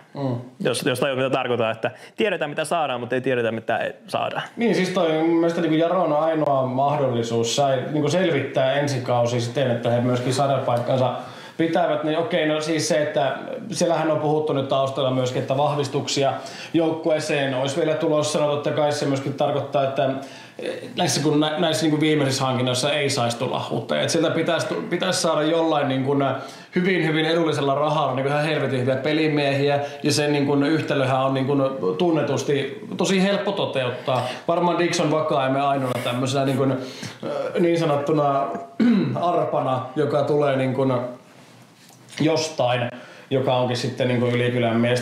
Toisena on sitten se, että Roman Eremenko päättää lähteä pelastustalkoisiin ja tulee laittamaan FF Jaron keskikentän hurmokseen, mutta toisaalta kun Roman Eremenkokin on pelaaja, joka ei varmasti ole parhaimmillaan niin sanotussa altavasta ja futiksessa, kun hänen pitäisi saada palloa paljon. Ja sitten pitäisi myöskin olla semmoisia pelaajia, jotka hänelle sen pallon saa pelattua, ja semmoisia pelaajia, joita hän pystyy ruokkimaan. Koska ei itse kuitenkaan, vaikka hyvä pelaaja onkin, niin oikein häntä niin 30-20 metristä niin tekemään 10 maalia kaudessa. Niin, ja siis niin kuin jotenkin vaikea nähdä, että ne onnistuisi niin hyviä täsmähankintoja saamaan, että ne oikeasti olisi niin kuin varmasti kuivilla vesillä. Mutta samaan aikaan Jarolla on se yksi mahdollisuus, mitä oikeastaan todella harvalla muulla Veikkausliigan-jengillä on se tavallaan lentoyhteys Ruotsiin. Eikä tarkoitan sitä, että valmennuskieli on hyvin paljon niin kuin puhutaan myös ruotsia minun käsityksen mukaan, tai niin kuin paljon ihmiset ymmärtää ja paikkakunnalla puhutaan paljon ruotsia, että sitten niin kuin helpompi on saada Ruotsista, divareista pelaajia. Niin, mutta sitten taas tullaan, totta kai divarista on helpompi saada varmasti pelaajia, että sun on helpompi tulla sen kulttuuri, mutta kyllä sun pitäisi niinku maksaakin niille. No se sun on. pitäisi maksaa niille ja sitten sun pitäisi saada sitä hyviä pelaajia, koska ei se, että sä tuut Superettanista vaikka Veikkausliigaan, niin totta kai moni pelaaja on tullut hyvin Superettanista Veikkausliigaan, mutta se, että kyllähän niin IFK Mariahan on taas mun mielestä siinä hyvä esimerkki taas siihen, mitä se voi pahimmillaan olla. No se on totta. Tulkaa tänne, vi talar svenska, vi talar svenska här. Ja sitten joo, vi komma. Sitten mennään pelaamaan sille hoppa. Ja pomputellaan 10 jalalla ja valmentaja soitte 2 vuoden sopparia tässä. Että onpa kiva kun tulit, että tossa on surströmmingiä ja katkarapuvoileipi. Niin ei se sitä pelasta, että puhutaan ruotsia. Ei pelasta, mutta koitan nyt jotain positiivista niinku hankkia tähän kulmaan, mutta ei vissiin auttanut. No ei varsinaisesti. Ei. Joo, mutta Jarokin on niinku tietyllä tavalla ehkä niinku ei tässä kohti vielä kannata liikaa katsoa. Mä niinku vahva fiilis, että sinne tulee vielä tulee sitä pelaajaliikennettä, tuleeko sitten Ruotsista vai missä tuleekaan. Niin se nähdään, mutta toivottavasti. Mä toivoisin, siis tässä pitää muistaa myös, että mä aidosti toivoisin, että Jaro pitäisi paikkansa Veikkausliigassa, koska Pietarsaaren FF Jaro on näitä tämmöisiä perinteisiä seuroja. Sieltä myöskin hyviä reissuja on tehty myöskin back in the days, tämmöisiä henkilöautoreissuja katsomaan, kun KuPS häviää aina Pietarsaaressa. Että siellä on myöskin tämä Vanaklangi Pietarsaaren keskuskentällä, niin KuPS voitti tosi harvoin. Joo, ja sitten niinku, varsinkin se, että ne tulee tuo uusi stadioni valmistuu tuossa, niin se, että se on 5000 paikkainen suljettu stadioni, niin havainnekuvissa näyttää todella kivalta paikalta niin katsoa ja pelata, niin ehdottomasti. Mut sit siis AC Oulusta on tosiaan sanottava, että Oulu oli tosi hyvä tässä pelissä. Toki Jaron huonous korosti myöskin mun mielestä sitä, mutta niin joku Niklas Jokelainen, niin ihan niin ylikylän ukko tossa pelissä tarjoili teki niin oikeastaan kaikkea mahdollista kentällä. Että Jokelaiselta ihan äärimmäisen vahva peli, taisi saada 2 suoraa maalisyöttöä ja sitten viimeisteli vielä ton joukkueen 3. maali. Että ylipäätään tässä niin Oululla mun mielestä mitä niin tämmöisiä hyviä elementtejä, niin just tää niin hyökkäävän roolin pelaajat, Jokelaisen mainitsin, mutta sitten Justin Rennicks, Danny Barrow myöskin pelasivat hyvän pelin, ne viimeistelivät myöskin tarpeeksi kliinisesti. Et mun mielestä mulla on pitkästä aikaa vähän semmoinen fiilis, että voisiko Oulu olla nyt tänä vuonna se top 6 joukkue. Tällä hetkellä mitä nyt on nähnyt nyt liigacupin pelejä, joukkueiden pelaamisia, niin tällä hetkellä mä lähtisin niin jopa ihan aidosti tyrkyttämään nyt AC Oulua tonne top 6. Joo, siis se on oikeasti niin kuin hyvä. Ja niin kuin puhuttiin siellä on kuitenkin kovaa meininki taustalla. On, ja siis just nämä, ei mennä siihen ihan liikaa, mutta niinku, tavallaan se hyökkäyspelikin, että se ei ole vaan niinku nyt kesikaistelta tai niinku oikealta laidalta vasemmalta, niinku aika monipuolisesti hyökkäävät tällä hetkellä jokaiselta kaistalta ja niinku rakentavat sitä peliä mun mielestä niinku fiksusti. Ja niinku puhuttiin aikaisemmin, että ne suomalaiset hankinnat on nyt niinku, ainakin paperilla niinku nappiin, mitä tuossa niinku talvikaudella hommattiin. Että nuo ulkomaanhankinnat on sitten vähän ehkä isompi kysymysmerkki, että miten hyvin ne on. Ja itse tämä mielenkiintoinen tapaus, tämä Maroki Ndiaye, joka siis taustana niin kuin tuli KuPSin testille ja pari päivää täällä oli ja sitten Oulu löi sopimuksen käteen ja matkusti saman tien Ouluun ja allekirjoitti sen, että en tiedä ihan tarkalleen, että mitä hän KuPSille on sanonut, onko vaan saman tien, että sieltä tuli tarjous, mä lähden vai onko koittanut saada sitten KuPSilta tarjousta, en osaa siihen kantaa. Mitä ymmärsin, mitä tuossa niin kuin juttelin ihmisten kanssa, niin älyttömän hyvä niin hyökkäjä pitäisi olla, myös niin näyttänyt, että hänellä on sitä taitoa. Ja nähtiin toki siinä KuPSin harjoituspelissäkin, että sai sen 1 maalin tehtyä. Toki ehkä nyt se ei ollut se kaikista teknisin tai vaikein paikka niin tehdä sitä maalia, mutta kun joka tapauksessa teki 80 minuutissa 1 maalin. Mutta ilmeisesti isompi ongelma on se, että nuo loukkaantumisjaksot on aiheuttanut sen, että kaveri ei ole ihan fyysisesti parhaassa kunnossa. Eli vaatii paljon työtä, että on siinä kunnossa, mitä vaikka Veikkausliiga vaatii. Eikä puhuta nyt oikeastaan niin kuin edes mitenkään loukkaantumisriskinä, vaan ihan puhtaasti niin kuin fyysistä kunnosta. Näin minä ymmärsin ja näin mulle sanottiin, että tämä on se ehkä ongelma, mutta vaikea sanoa. Yleensä ottaen, kun puhutaan KuPSista ja tämmöinen hyökkäjä menee vähän niin kuin sivuun vahingossa, niin tulevana kautena 15 maalia. Niin, se on Perinteinen. Mutta mä sanon, että Oulun homma näyttää mun mielestä aika hyvältä. William Eskelinen, tää uusi maalivahti, ruotsalaisveskari, on mun mielestä ilman muuta niin lähtökohdiltaan taustansa puolesta, niin hän on jopa upgrade Callum Wardin tolppien välissä. Ainoa vähän mitä mietin on tuo keskuspuolustus. Pitkäsen Mikko ei ollut ihan vahvimmillaan nyt ainakaan vielä tuolla Oulussa, vaikka hän korkean profiilin äijä. Et vähän semmoinen kysymysmerkki toi puolustus, mutta jos sanotaan, saavat sen nyt niin stabiloitua, niin ei tule olemaan isoja ongelmia. Ja mun mielestä iso tekijä on sitten tämä Sierra Leonelainen, tämä keskitän pohjataan Abu Dumbia, joka ilmeisesti häntä ei ole vielä saatu Suomeen, jos en ole ihan täysin väärästä. Joo, nämäkin ymmärsin, kyllä. Suomeen pääsyä, Sierra Leonen maajoukkuepelaaja, siis tavallaan täysarpa, mutta siinä voi myöskin olla ei nyt välttämättä jackpot, mutta erittäin hyvä tämmöinen roolitettu pelaaja. Sitten siinä on kuitenkin Matias Ojala, Aleksi Paanasta, hyökkäävämpää roolista, Niklas Jokelaista kesken. Kyllä mä edelleenkin ehkä näkisin, että Oulu tarvii tohon semmoisen tämmöisen box-to-box-tyyppisen tosi laadukkaan 8-paikan pelaajan ehkä. Toki riippuu tästä Dumbiasta, että jos hän epäonnistuu, niin siihen tarvitaan 6-paikan jätkä vielä. Mutta hyökkäys varsinkin, jos Endione on pelimies ja nyt Barrow ja Renix saa myöskin siirrettyä nämä niin talvikauden suoritukset nyt ulkokentille. Tuomas Kaukoa SJK:sta mun mielestä edelleen 24-vuotiaana ei ole lunastanut sitä potentiaalia. Mun mielestä Oulussa on tosi paljon hyvää ja potentiaalista nyt tulevaa kautta. On. Mä oon niin samaa mieltä, että tää voi olla se niin kuin Oulun kausi, mutta mä oon joskus kuullut ennenkin näitä sanat, vaan niin kuin Oulun kohdalla niin kuin tuntuu, että... Toi on nyt niin sekavan näköinen. Se on totta. Mun mielestä toi on tälle kaudelle nyt lähtökohtaisesti toi on rakennettu paremmin kuin edellisenä vuosina. Paremmin kuin vuosiin, mutta niin, sitten samaan aikaan... Niin on siinä kysymyksessä. Samaan aikaan on päävalmentajatilanne taas jälleen kerran, että kesken kauden pelastamaan tullut päävalmentaja. Niin, Mikko Isokangas siellä, mutta hänellekin tehtiin nyt 2026 loppuun voimassa oleva sopimus mun mielestä. Kyllä.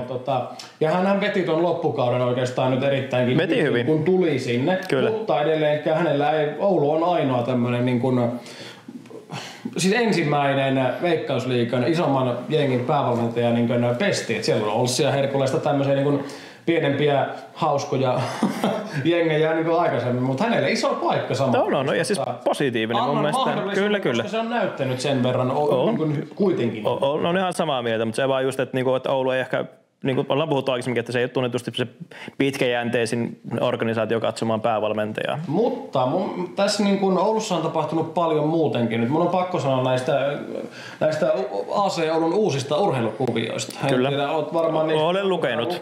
Eli siis lentopallossa niin Oulun Kisko ja sitten koripallossa Reilujonin sekoittama Oulun NMKY sitten on nyt OTC Sijoitus Oy, eli AC Oulun pääomistajan käytännössä niin kuin alaisuudessa. Eli tietyllä tavalla ollaanko AC Oulusta nyt ruuvaamassa tämmöistä niin kuin yleislajiseuraa, tuleeko nämä koripallo ja lentopallo pelaamaan myöskin jonkun yhteisen nimeen ja nimittäjän alaisuudessa, mutta tosi mielenkiintoisia pään avauksia. Et siellähän Tomi Kaismo, Oulun puheenjohtaja, niin hän on tehnyt valtavan paljon hyvää tuohon niin seuran taakse ja myöskin yhtenä isompana henkilönä myöskin siihen tähän Heinäpään jalkapallostadion hankkeen taustalla myöskin Kaimo toimii. Ja nyt tämä myöskin tämän AC Oulun osakeyhtiön taustalla myöskin uusi toimitusjohtaja, eli Kotikangas oli nyt Pallo TV:n haastattelussa ja antoi aika kovia statementteja siitä, että nyt lähdetään ottamaan niin kuin isoja askelia koko organisaatiolle. Siellä on tavallaan semmoisia isoja odotuksen arvoisia juttuja. Lähdetäänkö Heinäpäässä rakentamaan nyt jo keväällä uutta stadionia, mitä sitten kun stadion valmistuu. Kyllähän Oulussahan on ihan valtavan iso... No, mä oon siis tänään toistanut sanaa potentiaali ihan liikaa, mutta kun miettii sitä Oulun talousaluetta, siis Kärpät on saanut käytännössä yllätä siellä niin kuin ihan miten he on halunneet tässä niin kuin viimeiset 10 vuodet käytännössä. Joo, ja Kärppien niin kuin aluehan lähtee Iisalmesta pohjoiseen. Nimenomaan, mutta se, että niin kuin Oulussa siellä on paljon ammennettavaa tuolla seuralla, siellä on paljon myytävää, mitä toivon, että myöskin siellä organisaatio saadaan sille tasolle, että sitten myöskin Antsa saa sitten myöskin, Lehtosen saa sitten mediapuolelle myöskin. Joo, sinnehän palkattiin just tuossa talven aikana tämmöinen 50-50 tai 50-60, miten ikinä tuleekaan todella olemaan. Eli puoliksi markkinointia Antsan kaverina ja puoliksi sitten myyntiä, että saavat enemmän euroja. Kyllä niin kuin sanoit, että toi on AC Oulu on positiivinen. Totta kai aina pieniä pelkoja mulla aina tulee, kun urheiluseuroilla niin katto-organisaatio alle tulee 3, jos tokikin tietämättä niin tarkalleen, että miten ne sitten lopulta rakentaa, että jos sinä Antsa joutuu sitten jotain koripalloa vähän myös tukemaan, niin se voi olla sitten niin kuin iso virhe myös niin kuin tavallaan henkilöstön jaksamisen kannalta, mutta niin kuin rakenteet saadaan siellä. Juuri näin. Niin tuolla kirjoitetaan ihan mielenkiintoista tarinaa nyt. Kyllä. Ja olosuhteet, kun ne näyttää siitä, että ne lähtee rakentumaan, niin voi olla, että AC Oulu on tulevina vuosina jopa niin kuin mitaalikandidaatti. Niin, kyllähän sitä on tavallaan ottanutkin, että milloin se niin lähtee breikkaamaan. Kyllä. Ehkä tämä kausi on se, kun nähdään semmoista niin aidosti positiivista eteenpäin menemistä. Ja mä jotenkin symppaa Oululaista. Oulussa on hyvää porukkaa, ihan ilman muuta. Pari peliä vielä, juostaan nämä nyt läpi, koska mulla alkaa tuossa tärkeä kokous 50 minuutin kuluttua. Tänään Inurin Kiljekin vuosikokous. Niin. Tää on mennyt itse pidempään kuin mä arvelin nyt. Me ollaan saatu jopa ihan yllättävän paljon puhetta. Näin tiedä, niin yllättävän paljon puhetta, mutta vähän asiaa. Näin se menee aina. Niinku, tämäkin asia oltaisiin voitu, niinku, mikä se onkaan se meemi. Olisi voinut lähettää mailin. Just näin. Tämänkin podcastin olisi voinut lähettää sähköpostina. Mutta tosta. B-lohkosta sitten Ilves Vaasan Palloseura ottelu. Päättyi Ilveksen 1-0 voitto. Oiva Jukkola teki maalin Kalle Valliuksen laadukkaasta keskityksestä. Tämä oli kans mun mielestä niin kuin kohtalaisen laadukas jalkapalloottelu. Vepsu oli pallottomana tosi aktiivinen. Tässä oli sinällä niin aika erilaiset siis 2 hyvin erilaista jalkapalloa pelaavaa joukkuetta vastassa. Että Ilves tämmönen, miten se sanoisi, harkinnallinen, hidasta etenemistä, pallonhallintaa ja tavallaan se, niin kuin semmoista perusilvestä, mitä nyt viimekin kaudella nähtiin. Ehkä jopa vähän ei niin semmoisena niin kuin aktiivisena versiona pallon kanssa, mutta niin kuin mun mielestä Vepsu lähti niin kuin tekee kunnon tämmöistä päätylautaprässiä. Että niin kuin siellä käytännössä niin kuin, ei nyt ihan koko peliä jaksaneet prässitä koko kenttää, mutta vastustajan kenttäpuolella, mutta tosi ahnaasti annettiin painetta Ilveksen puolustukselle siinä vaiheessa, kun heillä oli niin kuin pelin avaamisvaihe päällä. Et se teki siitä itse asiassa ihan hauskan, mutta sitten taas Vepsu nyt ei mikään pimputtelujoukkue ole Petri Vuorisen aikojen jälkeen ollut, mutta jotenkin taas toi niinku suoraviivaisuus meni mun mielestä Vepsulla vähän yli tuossa pelissä. Se meni sitten räiskimiseksi. Se pallollinen pelaaminen, pallollinen vaihe oli Vepsulta kyllä tosi vajaata, mutta ansaittu kyllä Ilves oli niinku parempi tuossa ottelussa, mutta ihan metkakamppailu. Joo, ja siis Ilves on ollut hyvä niinku yleisestikin tuossa niin liigacupin vaiheessa. Toki mun mielestä niin se avauspeli Ilves Kups, no toki Kups oli silloin kotijoukkueena Lippumäessä, sen kun katsoi, se ihan paikan päällä kävi katsomassa, se peli oli semmoinen, että siinä... Se oli hassu jalkapallo. Joo, tai niin kuin, oliko se jalkapalloottelu, että se tuntui, että se vaan pelattiin ja that's it, että niin kuin, siitä ei saanut mitään irti, mutta sen pelin jälkeen mun mielestä niin kuin, sekä Vepsu kuin Ilves ja Kups ovat molemmat niin kuin, alkaneet niin tuntumaan siltä, että se peli saa jotain järkeäkin sen jälkeen, että se niin tavallaan jostain syystä se ensimmäinen liigapeli se oli jotenkin todella sekaava kaikin puolin, mutta sitten sen jälkeen niin homma alkanut rakentumaan ja Ilveksellä vielä semmoinen sivukommentti, että kävivät siis Honsua vähän muistuttamassa viime vuodesta ihan vittuillakseen kävivät voittamassa tuolla harjoitusottelussa. Toki siinäkin Djurgården pelasi 2 täysin eri kokoonpanolla ja periaatteessa ensimmäinen jakso oli 0-0 ja toisella jaksolla sitten 2 vastahyökkäysmaalia Ilves onnistui tekemään. Mutta erittäin iso niin kun voitto suomalaiselle seuralle. Pre-season oli ikävä Ruotsista tämmöistä kärkijoukkoista hakemassa voittoa. Se on aina kova juttu. Että siinä mielessä älyttömästi. Niin kuin, se oli hieno peli heiltä ja mun mielestä niin kuin Ilves on jälleen rakennettu todella hyvin. Ja eikö niin kuin, muutamia palasia vielä huutaa, joo, mutta jotenkin se sapluuna, mikä viime vuonna sinne niin kuin on asetettu, niin se näkyy tosi vahvasti siinä pelaamisessa jo tässä vaiheessa kautta. Ja mä vähän niin kuin, en haluaisi vielä tietenkään ihan liikaa isoja statementteja tässä vaiheessa kautta lyödä, mutta on niinku, taas niinku vähintään mitaleilla, mutta mä veikkaisin, että onpa mestaruuskamppailussa hyvin pitkään mukana tulee olemaan, jos toi kehityskaari jatkuu yhtään. Todennäköisesti. Ja eikös niinku, mä oon siitä tavallaan niinku, mun mielestä ehkä uudelleen rakennus on Ilveksen kohdalla ehkä sinällään kuitenkin väärä termi. Okei, että lähti isoja pelaajia pois, Doni Arifi, Juhani Pikkarainen, Jorginho, mutta sitten kuitenkin sinne jäi se tietynlainen se vahva pohja, vahva runkohan siellä kuitenkin on, mihinkä edelleenkin voi luottaa. Siellä on liigan yksi parhaista veskareista, siellä on liigan edelleenkin yksi parhaista keskikentän tai keskiakseleista. Sitten se, että Juhani Pikkaraisen tilalle Sauli Väisänen toppariksi käytännössä 1-1. Siis jäivät tappiolle, koska Pikkaraisen pelinavaustaito on mun mielestä, se oli poikkeuksellisen vahvaa Suomessa. Ehkä se, Roope Riski jatkaa myöskin hyökkäin, että tavallaan keskiakseli säilyi niin kuin hyvin vahvasti ja sitten kuitenkin vielä joukkueessa jatkaa esim. Oiva Jukkola, Vincent Ulundu laidalla, tämmöisiä niin kuin vauhtikoneita, mitä sä et niin kuin Suomesta löydä, molemmat myöskin niin kuin erittäin potentiaalisia myyntiartikkeleita. Ja Oiva Jukkolasta mun on sanottava se, että hän ei pelaa Veikkausliigassa enää kauaa. Toki 22-vuotiaana ei ole mikään nuori poika enää, mutta ihmettelen itse, mikäli Jukkolasta ei jo tuossa ehkä kesän siirtoikkunassa tulee ihan hyvää tarjous. Totta kai se riippuu myös hänen alkukaudesta, mutta mä näen, että Oiva Jukkola tulee olemaan, kun kausi alkaa, niin Veikkausliigan ylivoimaisesti vaarallisimpia parhaita hyökkääjiä. Et siinä on vähän tämmöistä niin kuin Santeri Haaralaa, jos mä nyt johonkin ehkä vertaisin tämmöistä, mitä nyt on siirtynyt, mutta mun mielestä niin kuin Jukkolalla kuitenkin se, en voi sanoa taas potentiaali on isompi, mutta tietyllä tavalla mä näen, että Jukkola voi olla parempi pelaaja primissaan mitä Santeri Haarala. Kyllä.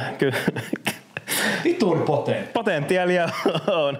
Onko tämmöinen niinku meidän potentiaalinen jakso? Ammattimiesten niinku statementti, että kaikissa on potentiaalia. Joo. Ei, mutta se niinku Ipan joukkuehan on. Ja siis mun mielestä niinku, totta kai tietenkin jokainen tietää, kuka siellä nyt on urheilutoimen johtaja, ei mistään tullut, mutta kyllä niinku monella tavalla mun mielestä niinku Ilves on, puhutaan joukkojen rakentamista, melkein jopa niin tulee enemmän semmoinen vanha hoiko mieleen kuin mitä hoikosta. Vaikka ehkä tällä kaudella nyt kun tuli noin niin Pukki ja YMS tuli sen takaisin, että siinä mielessä hoiko aika vähän palasi juurilleen. Mutta niin just tämmöinen Sauli Väisänen paikkaamaan, kun lupaava niin toppari lähtee eteenpäin, niin semmoinen kaveri tulee paikkaamaan, on niin hoikon näköinen haku ja fiksu haku, että paikataan se tavallaan yksi yhteen, saadaan samalla joukkueeseen johtajuutta ja myös sitä laatua, mutta samaan aikaan sinne taakse jätetään niitä nuoria kavereita, millä on älyttömästi potentiaalia nousta siihen niin kuin jopa ottaa se niin kuin toppari avauspaikka tai niin kuin mikä tahansa. Niin kuin jokaiselle paikalle tuntuu, että on semmoisia nuoria kasvavia pelaajia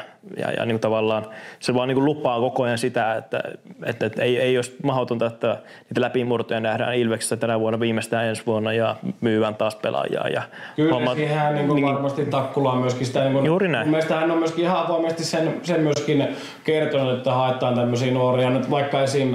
Ropsista tullut 17-vuotias Nils Weinbergs tai sitten näitä muita nuoremman polven kavereita, mitä siellä nyt on tavallaan jo kehitetty ja kyllä kasvatettu pidemmän aikaa, ketä sinne on tullut. Esim. sitten Danila Bulgakov ja tämän profiilin pelaajia ja myöskin taas sinällään Vincent Ulundukin on honka kasvatti, että hän ei ole omia poikia. Että sinne on myöskin tuotu näitä nuoria kavereita kasvamaan myyntiartikkeleiksi. Tälle kaudelle itse asiassa tommosia selkeitä nuoria hakuja, niin Weinbergs on nyt tässä ykkösporukan mukana ja sitten Ilves kakkosen mukana, siellä taitaa olla sitten vielä jonkun verran myöskin lisää. Marius Söderbeck, uskon, että tulee pelaamaan myöskin hyvään kaudella. Kupsia vastaan erittäin hyvä tuossa hallipelissä. Että onhan tämä laadukas joukkue, mutta uskon, että sinne tullaan vielä ehkä Roope Riskille hakemaan erilainen vaihtoehto. Teemu Hytönen toki tarjoaa sen erilaisen vaihtoehdon, mutta mä jotenkin näkisin, että ehkä vielä hyökkääjää etsitään ja varmaan ainakin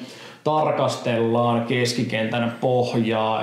Otto Tiitiselle varmastikin vastuuta nyt pyritään tarjoamaan, mutta se, että uskalletaanko antaa hänelle käytännössä nyt semmoista niin kuin Popovicin kakkosmiehenä mahdollisesti keskitän pohjan niin kuin avaavan pelaajan roolia jo ensi kaudelle. Niin kyllä mun mielestä niin kuin ehkä tuo Arifin siirto Kupsiin myös aika vahvistaa sitä, että eivät olleet ainakaan nyt valmiita niin kuin hinnalla millä hyvänsä ottamaan pelaajia siihen hänen eteen, vaan haluat varmasti seurata vähän sitä. Ja varmasti haluat nähdä nyt nämä liittopaikkoja tämmöisille pelaajille. Just näin, että kun tai niin veikkaan, että heillä on niin semmoinen plan B, vähän niin kuin mietitään, että okei, että jos alkaa näyttämään, että se ei ole ok, niin hommataan sitten niin siihen kauden alkuun niin kuin ulkomailta joku, mikä on ehkä parhaassa tapauksessa on valmiiksi skoutattu ja toivotaan, että se ei vaan menee minnekään YMS, mikä ikinä se ratkaisu onkaan, mutta jotenkin semmoinen fiilis tuli myös sitä Arifista, että vaikka joo, kyllä HIK ja Ilves ja KuPS kaikki oli suurin piirtein samanlaisia tarjouksia, bla bla bla, mutta kyllä mä veikkaan, että se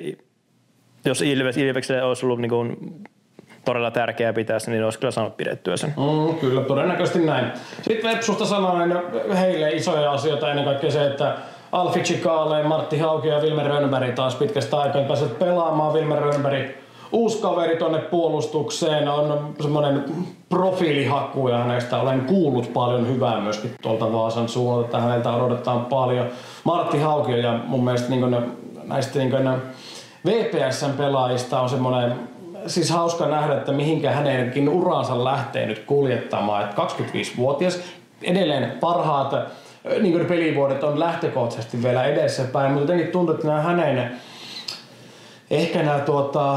uravalinta. Mä sanon, että on vahvan kauden 2021 jälkeen Haukio ja hän siirtyi Interistä ja sitten valitsi Seinäjoen. Ymmärtääkseni tuolle 22 kaudelle hänellä oli aika lailla 2 vaihtoehtoa. KuPS olisi halunnut hänet myöskin silloin Kuopioon, valitsi silloin Seinäjoen ja mun mielestä Seinäjoella ei lähtenyt oikein missään vaiheessa. Että nyt toinen kausi sitten Vaasassa tulee olemaan edessäpäin. Hänkin on kärsinyt loukkaantumista aivan liikaa nyt uransa varrella, mikä on niin äärimmäisen surullista.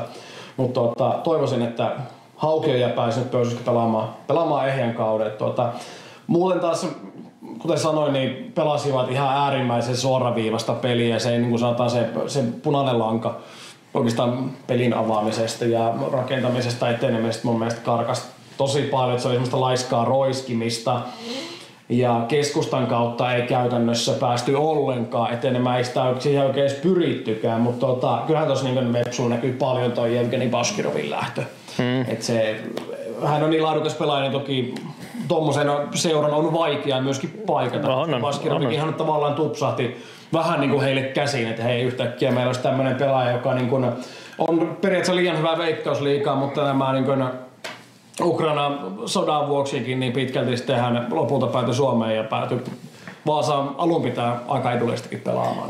Just näin, että joo, oot ihan oikeassa siinä. Ja, niin kuin, no kukaan nyt ei varmaan ylety nuorella jalkapallosta, että mitä se on. Ja kyllä niin kuin, mun mielestä, niin kuin, jos mä olisin vaikka tuolla Vepsussa niin urheilutoimenjohtaja, niin olisi kyllä niin kuin, varmaan todella vaikeaa yleensäkään löytää niin kuin tuohon hyökkääjäpäähän niin kuin, että mikä se on se pelaaja, mikä sen pitää olla. Se on hyvin erilainen verrattuna muihin veikkausliigaseuroihin esimerkiksi. Hyvin erilainen niin kuin rooli, mitä niin kuin, varmaan niin kuin, muissakaan niin skouttauspaperissa, jos muilla seuroilla aikaisemmin tehnyt, niin et välttämättä hae sen tyylistä hyökkääjää. Niin se on kyllä varmaan vaikea paikka myös niin oikeasti olla rakentamassa nuorella hyvää joukkuetta. Niin pitkään kuin se pelityyli pysyy tuommoisena, mikä hänellä on. No joo, siis tavallaan niin se, että mä niin näkisin, että no silloin toissa kaudella se oli tämä, mä en nyt saa hänen nimeään päähän, ehkä se kohta tulee, oli tämä oliko australialainen vai tämä uusseelantilainen mörkö, Harry Sawyer tuli kesken kauden sitten pelaamaan tuohon niin Peter Michaelin kaveriksi kärkeen. Sehän oli sitä, että niin pelataan sitä kukkupalloa alhaalta ylös Sawyerin päähän, Sawyer kamppailee pallon mahdollisimman lähelle, se toivottavasti tippuu johonkin Peter Michaelin nurkille ja Michael ottaa paritatsia ja painaa pallon maaliin tai karkaa Sawyerin liippaamasta pystypallosta sitten niin läpi. Ja mun mielestä toi niin Mats Borgers on vähän sinne päin tämmöistä Harry Sawyer-tyyppistä isoa ja ilkeitä kaveria. Ilkeä voi ottaa Borgersin kohdalta pois, mutta mun mielestä Borgers on äärimmäisen hyvä kaveri tuohon hyökkäykseen. Ja nyt tuli tää toinen aussimörkö, Lucas Smith, 20-vuotias, 192-senttinen jätkä hyökkäykseen, mutta kyllä se niinku tarvisi vielä semmoisen niinku sen suoraviivaisen linjan taakse juoksijan, toi hyökkäys. Joo, ja mä just kun puhuit tuossa tätä Liippaisen keskikentällä, niin tuli vaan niin semmoinen Vietan flashbackit siitä 2023 mestaruussarjan KuPS Vepsu-pelistä, jos muistat, niin en muista kumpi oliko ensimmäinen vai toinen maali, niin sehän oli just keskellä maalivahdin avaus, liippaus eteenpäin. Joo. Ja oliko Peter Michael, joka sen viimeisteli vai syötti, vai Liippasen muista kummin päin se menikään, mutta muistan silmissäni kyllä hyvin sen, että tuli saman tien kun sanoit tuon maalityyli, niin se oli just sitä niin kuin primetime Vepsua, milloin se voittoputki toimikin ja sitä samaa se mun mielestä tuntuu, että se samanlainen pelaaja tuohon tarvitaan nytkin löytää, jos meinataan, että Vepsu on. Joo, mutta Vepsua mä en usko, että Vepsu on top 6 joukkue ensi kaudella. Siis se on tällä hetkellä niin. Se voi olla hyvin, että se on VPS, AC ja SJK, ketkä sitä se paikkoja ratkoo, mutta kyllä. Jännä nähdä. Odotetaanko vielä viimeiset, eli SJK KuPS ottelu? Otetaanpa. Saat aloittaa. Joo, mä ensimmäistä jaksoa mä en sitä pelissä nähnyt, että se oli ainakin, mitä luin ja kuulin, niin oli huomattavasti tasaisempi, mutta se toinen jakso, niin siinä sitten KuPS ehkä syttyi ja pääsi niin kuin paremmin, toki myös vaihtojen avulla ja Saku Savolainen sitten niin kuin se ensimmäisen maalin teki ja Sisse muuten teki koko uransa ensimmäisen virallisen maalin. Että ei ole ammattilaisuralla missään ikinä tehnyt maalia, totta kai niin kuin virallisessa ottelussa, että on KuPSissakin harjoitusottelussa, joka toisessa tyyliin tehnyt jonkun puskumaalin tai rankkarimaalin, mutta sitten niin virallisessa ottelussa ei ollut ennen tehnyt. Jäätävä rankkari. Joo, kyllä. Mä oon ootellut vaan, että Villahan vaan nähnyt 4 rankkaria, onko nähnyt virallisessa, tai noissa niin vasen yläkulma on ollut joka kerta, että joko on skoutattu, että onko Sissillä kykyä muokautua. No joo, mutta toisaalta jos sä painat tommosen rankkarin, sä vedät siis ihan helvetin kovaa sen ylänurkkaan, niin ihan sama, tai sitten sanotaan, että jos veskari tietää, että tonne se vetää sen ihan helvetin kovaa, niin ei muuta kuin siis ottamaan kiinni, että tulee se täydellinen kuti, niin vaikka sä menisit siihen niin kuin valmiiksi, no okei, sit se vetäisi toiseen niin kuin niin, kyllä. Mutta se, että niin kuin, jos sä vedät noin laadukkaasti, niin ihan sama, tietääkö se veskari sen vai ei, niin se menee maaliin. Kyllä. Jos se toteutus on noin laadukas. Kyllä. Oot ihan oikeassa. Mutta joo, sitten niinku paljon näkyy nyt se Arifi Oksanen kombo alkaa niinku löytämään ja totta kai isossa kuvassa tuo hyökkäyspää on kyllä, no Saku Savolainen hyvin 2 maalia tehnyt ja on KuPSin paras hyökkäjä, että ehkä se riittää. Kyllähän tuo ihan täys vitsi taas kerran tuo KuPSin hyökkäys. On se. Siis sehän nyt on, ei hyökkäys ei ole vitsi, kyllä. Vaan keskushyökkäjätilanne on vitsi. Just näin, perinteinen pre-seasoni, että jätetään ne helpot hyvät ratkaisut käyttämättä ja sitten lopuksi raudataan joku kunnon arpa tänne, joka toimii tai joku pyöräilee munasilta jonnekin. Ja harvoin toimii. Niin. Pelillisestihän tämä oli itse asiassa aika tasainen matsi. Mun mielestä SJK oli jopa avausjaksolla ehkä pelillisesti hivenen edellä. Se oli aktiivisempi ja mun mielestä SJK prässi puri myöskin hyvin. Mutta toisaalta ei SJK juurikaan vaaraa pystynyt taas luomaan pallon kanssa. Että jopa aika semmoinen niin kuin pehmeä, vähän löysä esitys mun mielestä SJKlta. Taas sitten niin kuin pallollisena. Mutta se, että mikä niin kuin ensimmäiset jaksot on varmasti heidän kannalta positiivisinta oli se, että toi prässi puri ja niin käytännössä niin pelin avaaminen puudutui KuPSilta tosi pahasti. Ja, no toki toi SJK, siis tämä pelihän siis päättyi 3-1 KuPSin vierasvoittoon. Että kaikki maalit tehtiin jo toisella puolella ja SJK ainoa maali tuli niin sanotusta Johnny Cradle-momentista. Joo, se oli vanha kunnon. Yksi vähän huono haltuunotto. Yrittäkää sitä palloa, että sä tökättyä ja koita filmata se rikessiin, mutta et saa sitäkään. Niin.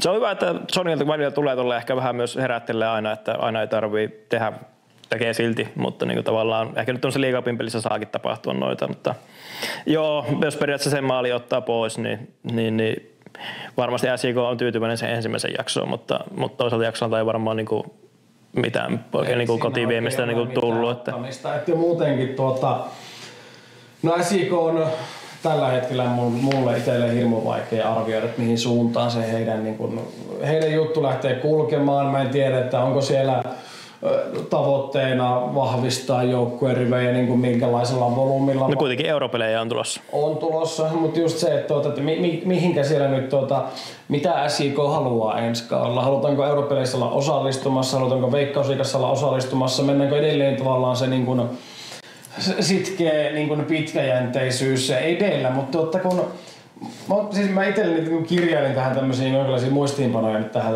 jaksoa varten, niin laitoin tähän tämmöisen niin ajatelman, että SJK näyttää tällä hetkellä projektilta, jonka päämäärä on minulle tuntematon. Niin. Siis se ymmärrät, että tavallaan siellä niin kun puhutaan paljon, miten hyvää duunia siellä tehdään akatemiaputken kanssa. Se on kiistaton fakta. SJK Akatemia on tällä hetkellä Suomessa ihan niin kuin huipputasoa. Putki toimii, sieltä tulee nuoria pelaajia edustusjoukkueeseen Veikkausliigaan. Ja sitten kun he ovat tarpeeksi hyviä pelaajia, siinä voi mennä vuosi, siinä voi mennä puoli vuotta, siinä voi mennä 2 vuotta, sitten heidät myydään. Ja se niin kuin tavallaan jauhetaan, mutta mikä on se päämäärä? Tavallaan, että toi, mikä sen putken huipentuma on, koska eihän tossa mikään ei näytä siltä, että jotenkin sitä rakennettaisiin tämmöiseksi niin kuin Veikkausliigan huippujoukkueeksi. Tai se, että niin kuin, mä en vaan löydä sitä, että mikä on se tavoite.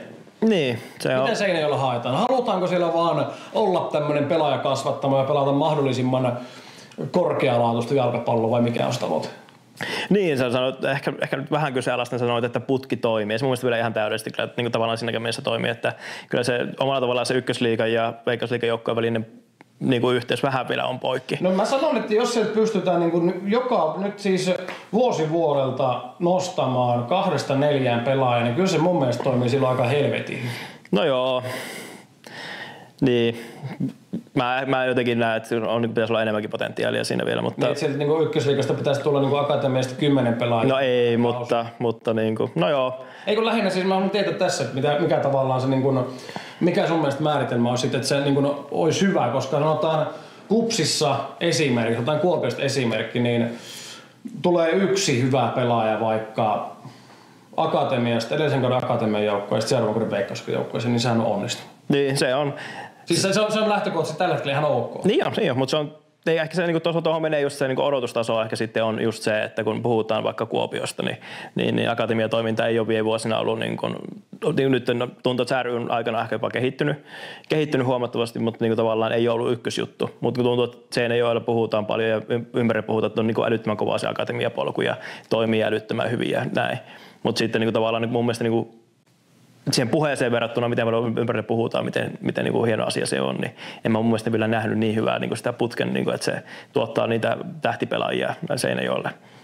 Niin, no siis tässä tullaan just taas siihen, että ethän se lähtökohtaisesti ykkösliigasta tuota tähtipelaajia. No ei, kyllä. Ensimmäisellä kaudella. Mutta just se, että sieltä tuotetaan hyvälaatuisia pelaajia jokainen vuosi. Sä saat 2-4 pelaajia, joskus jopa enemmänkin niin kuin jalostettua. Mutta sitten pitäisi olla se, että vuosi tai 2, että milloinka he on sitten tähtipelaajia, niin sitten lähtee muualle. Kyllä. Että näinhän se menee. Kyllä. Mutta on se myös vaikka muutenkin tosiaan jo niin tavallaan se tavoite, että mikä se niin kuin heillä itselläänkin on, niin omalla tavallaan ehkä vähän kysymysmerkkiä. Tai ainakin ulkopuolelle jää. Mä tiedän, niin kuin, miten Seinäjoella koetaan asiat. Onko se niin kuin organisaation sisällä selkeä vai onko se niin kuin kannattajille selkeä, onko se niin kuin paikalliselle lehdistölle selkeä se tavoite. Mutta ehkä jotenkin tietyllä tavalla ei se viesti ainakaan ihan tänne asti ole tullut. Joo, ja kyllähän siis kokoonpano kun katsoo, niin toihan koko ajan vahvistuu vaan se fiilis, että kovan profiilin hankintoja tehdään vähemmän ja vähemmän ulkoapäin ja tuodaan niitä kavereita nyt sieltä akatemiasta tällekin kaudelle, niin rinkiin on nostettu nyt 5 pelaajaa ainakin viime kauden akatemian joukkueesta. Et sehän on mielenkiintoisia nimiä, mutta niin se, että miten valmiita he ovat Veikkausliigaan, varsinkaan vastuurooleihin, niin vaikea sanoa, mutta Tää on jotenkin, tää jää niinku mulle etäiseksi tää SJK-joukkue. Mä en oikein nyt tiedä, että mikä olisi semmoinen selkeä vahvuus nyt tulevalle kaudelle vaikkapa heillä. Että missä siellä tehdään eroa. Yksi pelaaja on nostettava Lauri Laine. 19-vuotias laitapelaaja on myöskin mun mielestä vähän tämmönen Oiva Jukkolasta puhuttiin vähän aikaa sitten, niin mä nostin Lauri Laineen. Potentiaalisessa pelaajaksi. Ei siis mun mielestä Lauri Laine ei ole pelkästään potentiaalinen pelaaja, vaan hän on tällä hetkellä ihan loistava pelaaja. Pari vuotta sitten pelasi silloin Veikkausliigan ensimmäisiä otteluita, tässä on kausi 2023 tai 2022, varmaan 2023 kausi Hongassa silloin. Ja oli aivan äärimmäisen hyvä niin niissä peleissä, mitä hän vaikka kävi Kuopiossa pelaamassa. Ja joitain muita pelejä, niin, silloin taisi olla 17 vuotta ikää, nyt on 19-vuotias. Ja läpimurron kynnyksellä, mutta sen jälkeen niin Vaikea sanoa. Sitten vielä kun Jaime Moreno lähtee hyökkäyksestä. Nyt silloin ykköshevosena käytännössä kädessä on Jeremy Streng.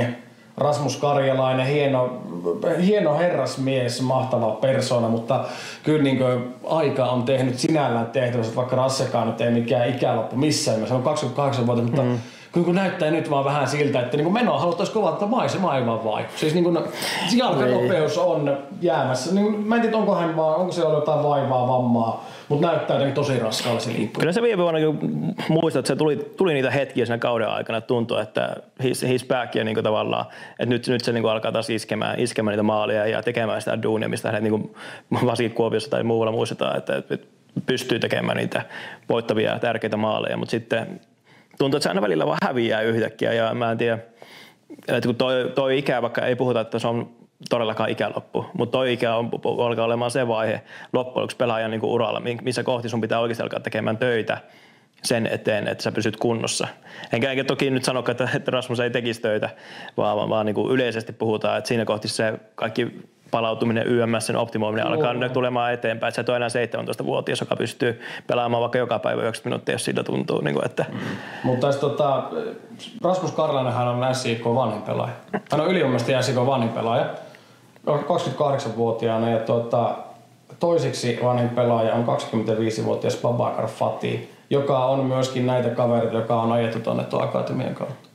Mutta se niin lähinnä siis tämä profiilihan on hurjan nuoria. Siellä on valtavasti näitä nuoria orheja nyt pelaamassa, mutta mulla on niin sekin, että kuka tässä, niin siis Karlaisen Rasmuksella on varmasti iso rooli siinä myöskin tämmöisenä tietynlaisena mentorina ja niin johtohahmona, mutta se, että minkälaisia johtajaprofiileja tuosta joukkueesta tulee, ketkä on ne pelaajat, jotka on vaikeilla hetkellä sitten taas niin tuomassa sitä niin hei, että kyllä tämä yhdessä hoidetaan, tuomassa sitä johtajuutta, esimerkkiä, koska vaikeina hetkinä nimenomaan kokeneet pelaajat kokemuspunnitaan.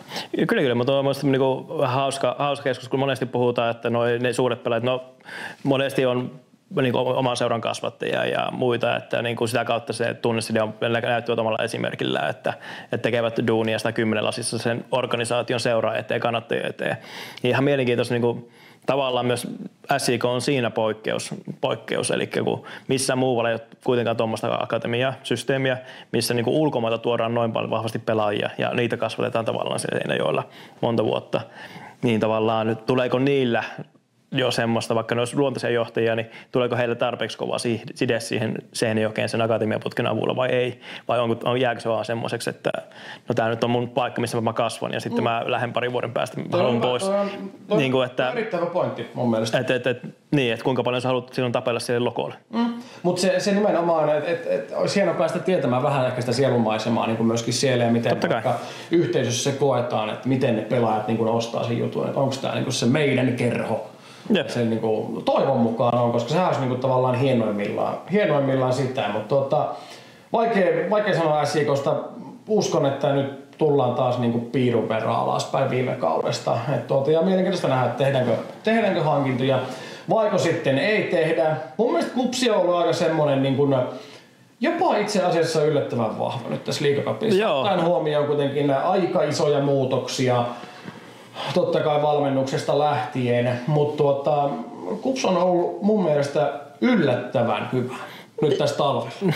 Mä en olisi uskonut, että se on noin. Joo, kyllä siinä, no toki niin ehkä nyt viimeistään, toki isoinen Oksasen ja Arifin niin sopivukset varmaan vähän rauhoittaa tilannetta, että siinä ei tarvitse olla niin kuin. Se näyttää ihan erilaiselta. Kyllä. Että vaikka Oksanen olisi lähtenyt muualle, Arif olisi mennyt jonnekin muualle, niin yhtäkkiä tuossa oltaisikin niin todella vaikeassa tilanteessa, mistä me löydetään suomalaisia. Just näin. Ja sitten niin kuin, muutenkin niille paikoille muutenkin hyvän pelaajan löytäminen ulkomailta, että jokainen muistaa. Varmaan Pispo hommattiin keskentän pohjapelaajaksi, niin ei ollut keskentän pohjapelaaja. Ja itse en tiedä, näitkö Pispo painoilla tuolla Brasiliassa erästä pelaajaa. Saksarin maali. Ei, kun mikä tämä nyt on herranjästä, Brasiliassa legenda, joka kävi tuolla Arabiassa, Saudi-Arabiassa. Nyt tuli blackout hyökkääjä. Brasilialainen maalintekijä. No niitä on varmaan aika paljon sillä ollut. Neymar. Joo. Neymaria vastaan pelasi peliä, ajo nilkoille Neymaria, siinä otti keltaisen ja vähän siinä purnas tuttuun tapaan tuolle niin, tuomarille, että mikä on homma, ja heti pelin jälkeen otti yhteiskuvan Neymarin kanssa. Kulttiaineesta. Joo, mutta siis en yhtään hypännyt aiheesta toiseen ja en edes pahasti, mutta joo, siis niinku, siinä on iso merkitys tavallaan, että se kesikenttä on nyt kunnossa. Sitten mikä älyttömän positiivista KuPSissa on ollut, mikä niin kuin itseni on yllättänyt, Rasmus Tikkanen. Varmaan niin ensimmäiset harkkapelit talvella, niin sitten niin kuin alkoi tulemaan vähän puhetta, että on yllättävän potentiaalinen 17-vuotiaaksi niin tavallaan jo nyt tähän niin kuin, ottamaan se seurastepiin, mutta kyllä niin Liigacupissa 3 peliä 2 syöttöä. Niin kuin... Ihan nyt tähän Jocelyn Loilutumpan maalin, niin ihan siis fantastinen palo. Kyllä, ja oli myöhemmin paikka tehdä jopa maalikin siinä. Niin kuin, että... Mutta taisi itse asiassa pohjustaa myöskin, olikohan joka pohjusti Saku Savolaisen, että mä vanhan kun Mika Kottila tyylisen tämmöisen syöksypuskupaikan, vaikka kenenkä pallosta tuli Sakun paikka, mutta siis nimi mieleen Rasmus Tikkanen ensi kaudelle.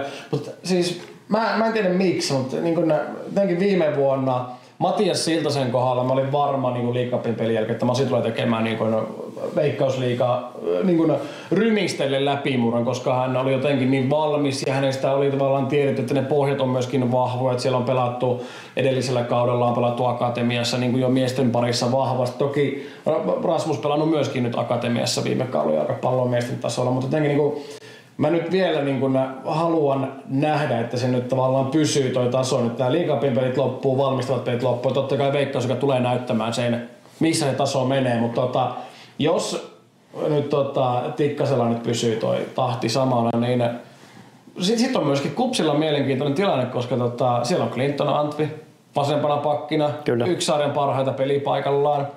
Sitten olisi tämmöinen nuori nälkäinen niin Orhi tulossa sieltä, että mä veikkaan, että Rasmus ei tule saamaan niin paljon nyt myöskään ehkä sitä näyttöpaikkaa, jos vertaa vaikka Siltaseen, koska nyt siinä on aika kova kaveri nyt Eellä myöskin. Ja mä en usko, että Antwi ei ole keskentällä niin hyvä, että hänet kannattaisi sinne siirtää, varsinkin kun keskentällä nyt on myöskin. Niin, se on hyvä kysymys kyllä, että kyllä ne varmasti myös niin kuin aika paljon tullaan punnitsemaan myös tämä seuran uusi strategia, mikä on niin kuin viime vuodelle tuli, että halutaan nuorille ja niin kuin pakottomallakin, että saadaan niille niin kuin peliaikaa ja näytömahdollisuuksia. Ja sitten on niin kuin puhuttu myös, kun Jarkkovic tuli, että nyt tuli yksi kriteeri oli, että niin kuin päävalmentaja, joka uskaltaa antaa nuorille pelaajille näytön paikkoja. Niin kyllä nyt myös sitten tavallaan tuossa myös punnitaan se, että onko oikeasti sitten, niin kun Veikkausliigat alkaa, niin rohkeutta antaa niitä näytön paikkoja. Totta kai, mutta tässä tämä on haastava tilanne varmasti KuPSilta se, että mä en usko, että myöskään niin valmennuksessa on odotettu, että Rasmus pelaa noin vahvan talvikauden. Ei varmasti. Tavallaan, että siinä on nyt vähän niin kuin se, siinä on se tulppa eessä, mutta se, että onko hän parempi kuin Clinton Antwi, niin se tavallaan ratkaisee sen, että minkä verran hän pelaa. Ja se, että mitä niin muuten tuossa keksitään, mutta viime vuonna tokihan Antwihan kulutettiin puhki käytännössä sen ensimmäisen puolen kauden aikana jo. Kyllähän hänkin tarvitsee ne hyvän stuntin.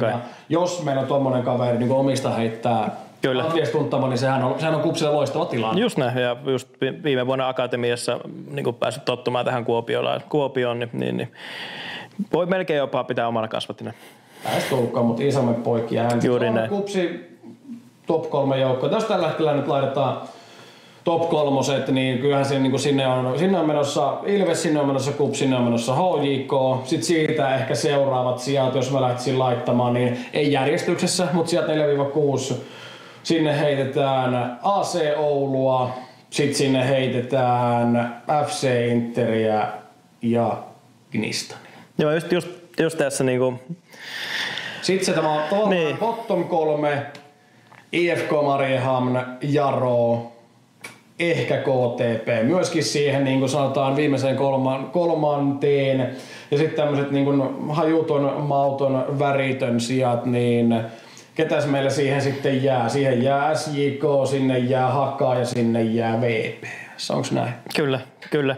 Ja toi on kyllä kova statementi tässä kohtaa SJK sijoittaa tonne niinku. En mä sitä voi ylemmäskään laittaa tällä hetkellä. Niin, just näin. Mäkin niinku tosiaan pohtimaan, että niinku, joo, SJK. Sori, mä katson nyt kelloa, mä on pakko tässä miettiä lopettaa. Joo, niin pitää. Ei mitään, otetaan tosi lyhyt spiikki, mutta niinku tavallaan just, että Seinäjoki, niin pitäisi olla korkeammalla, mutta mä oon ihan samaa mieltä.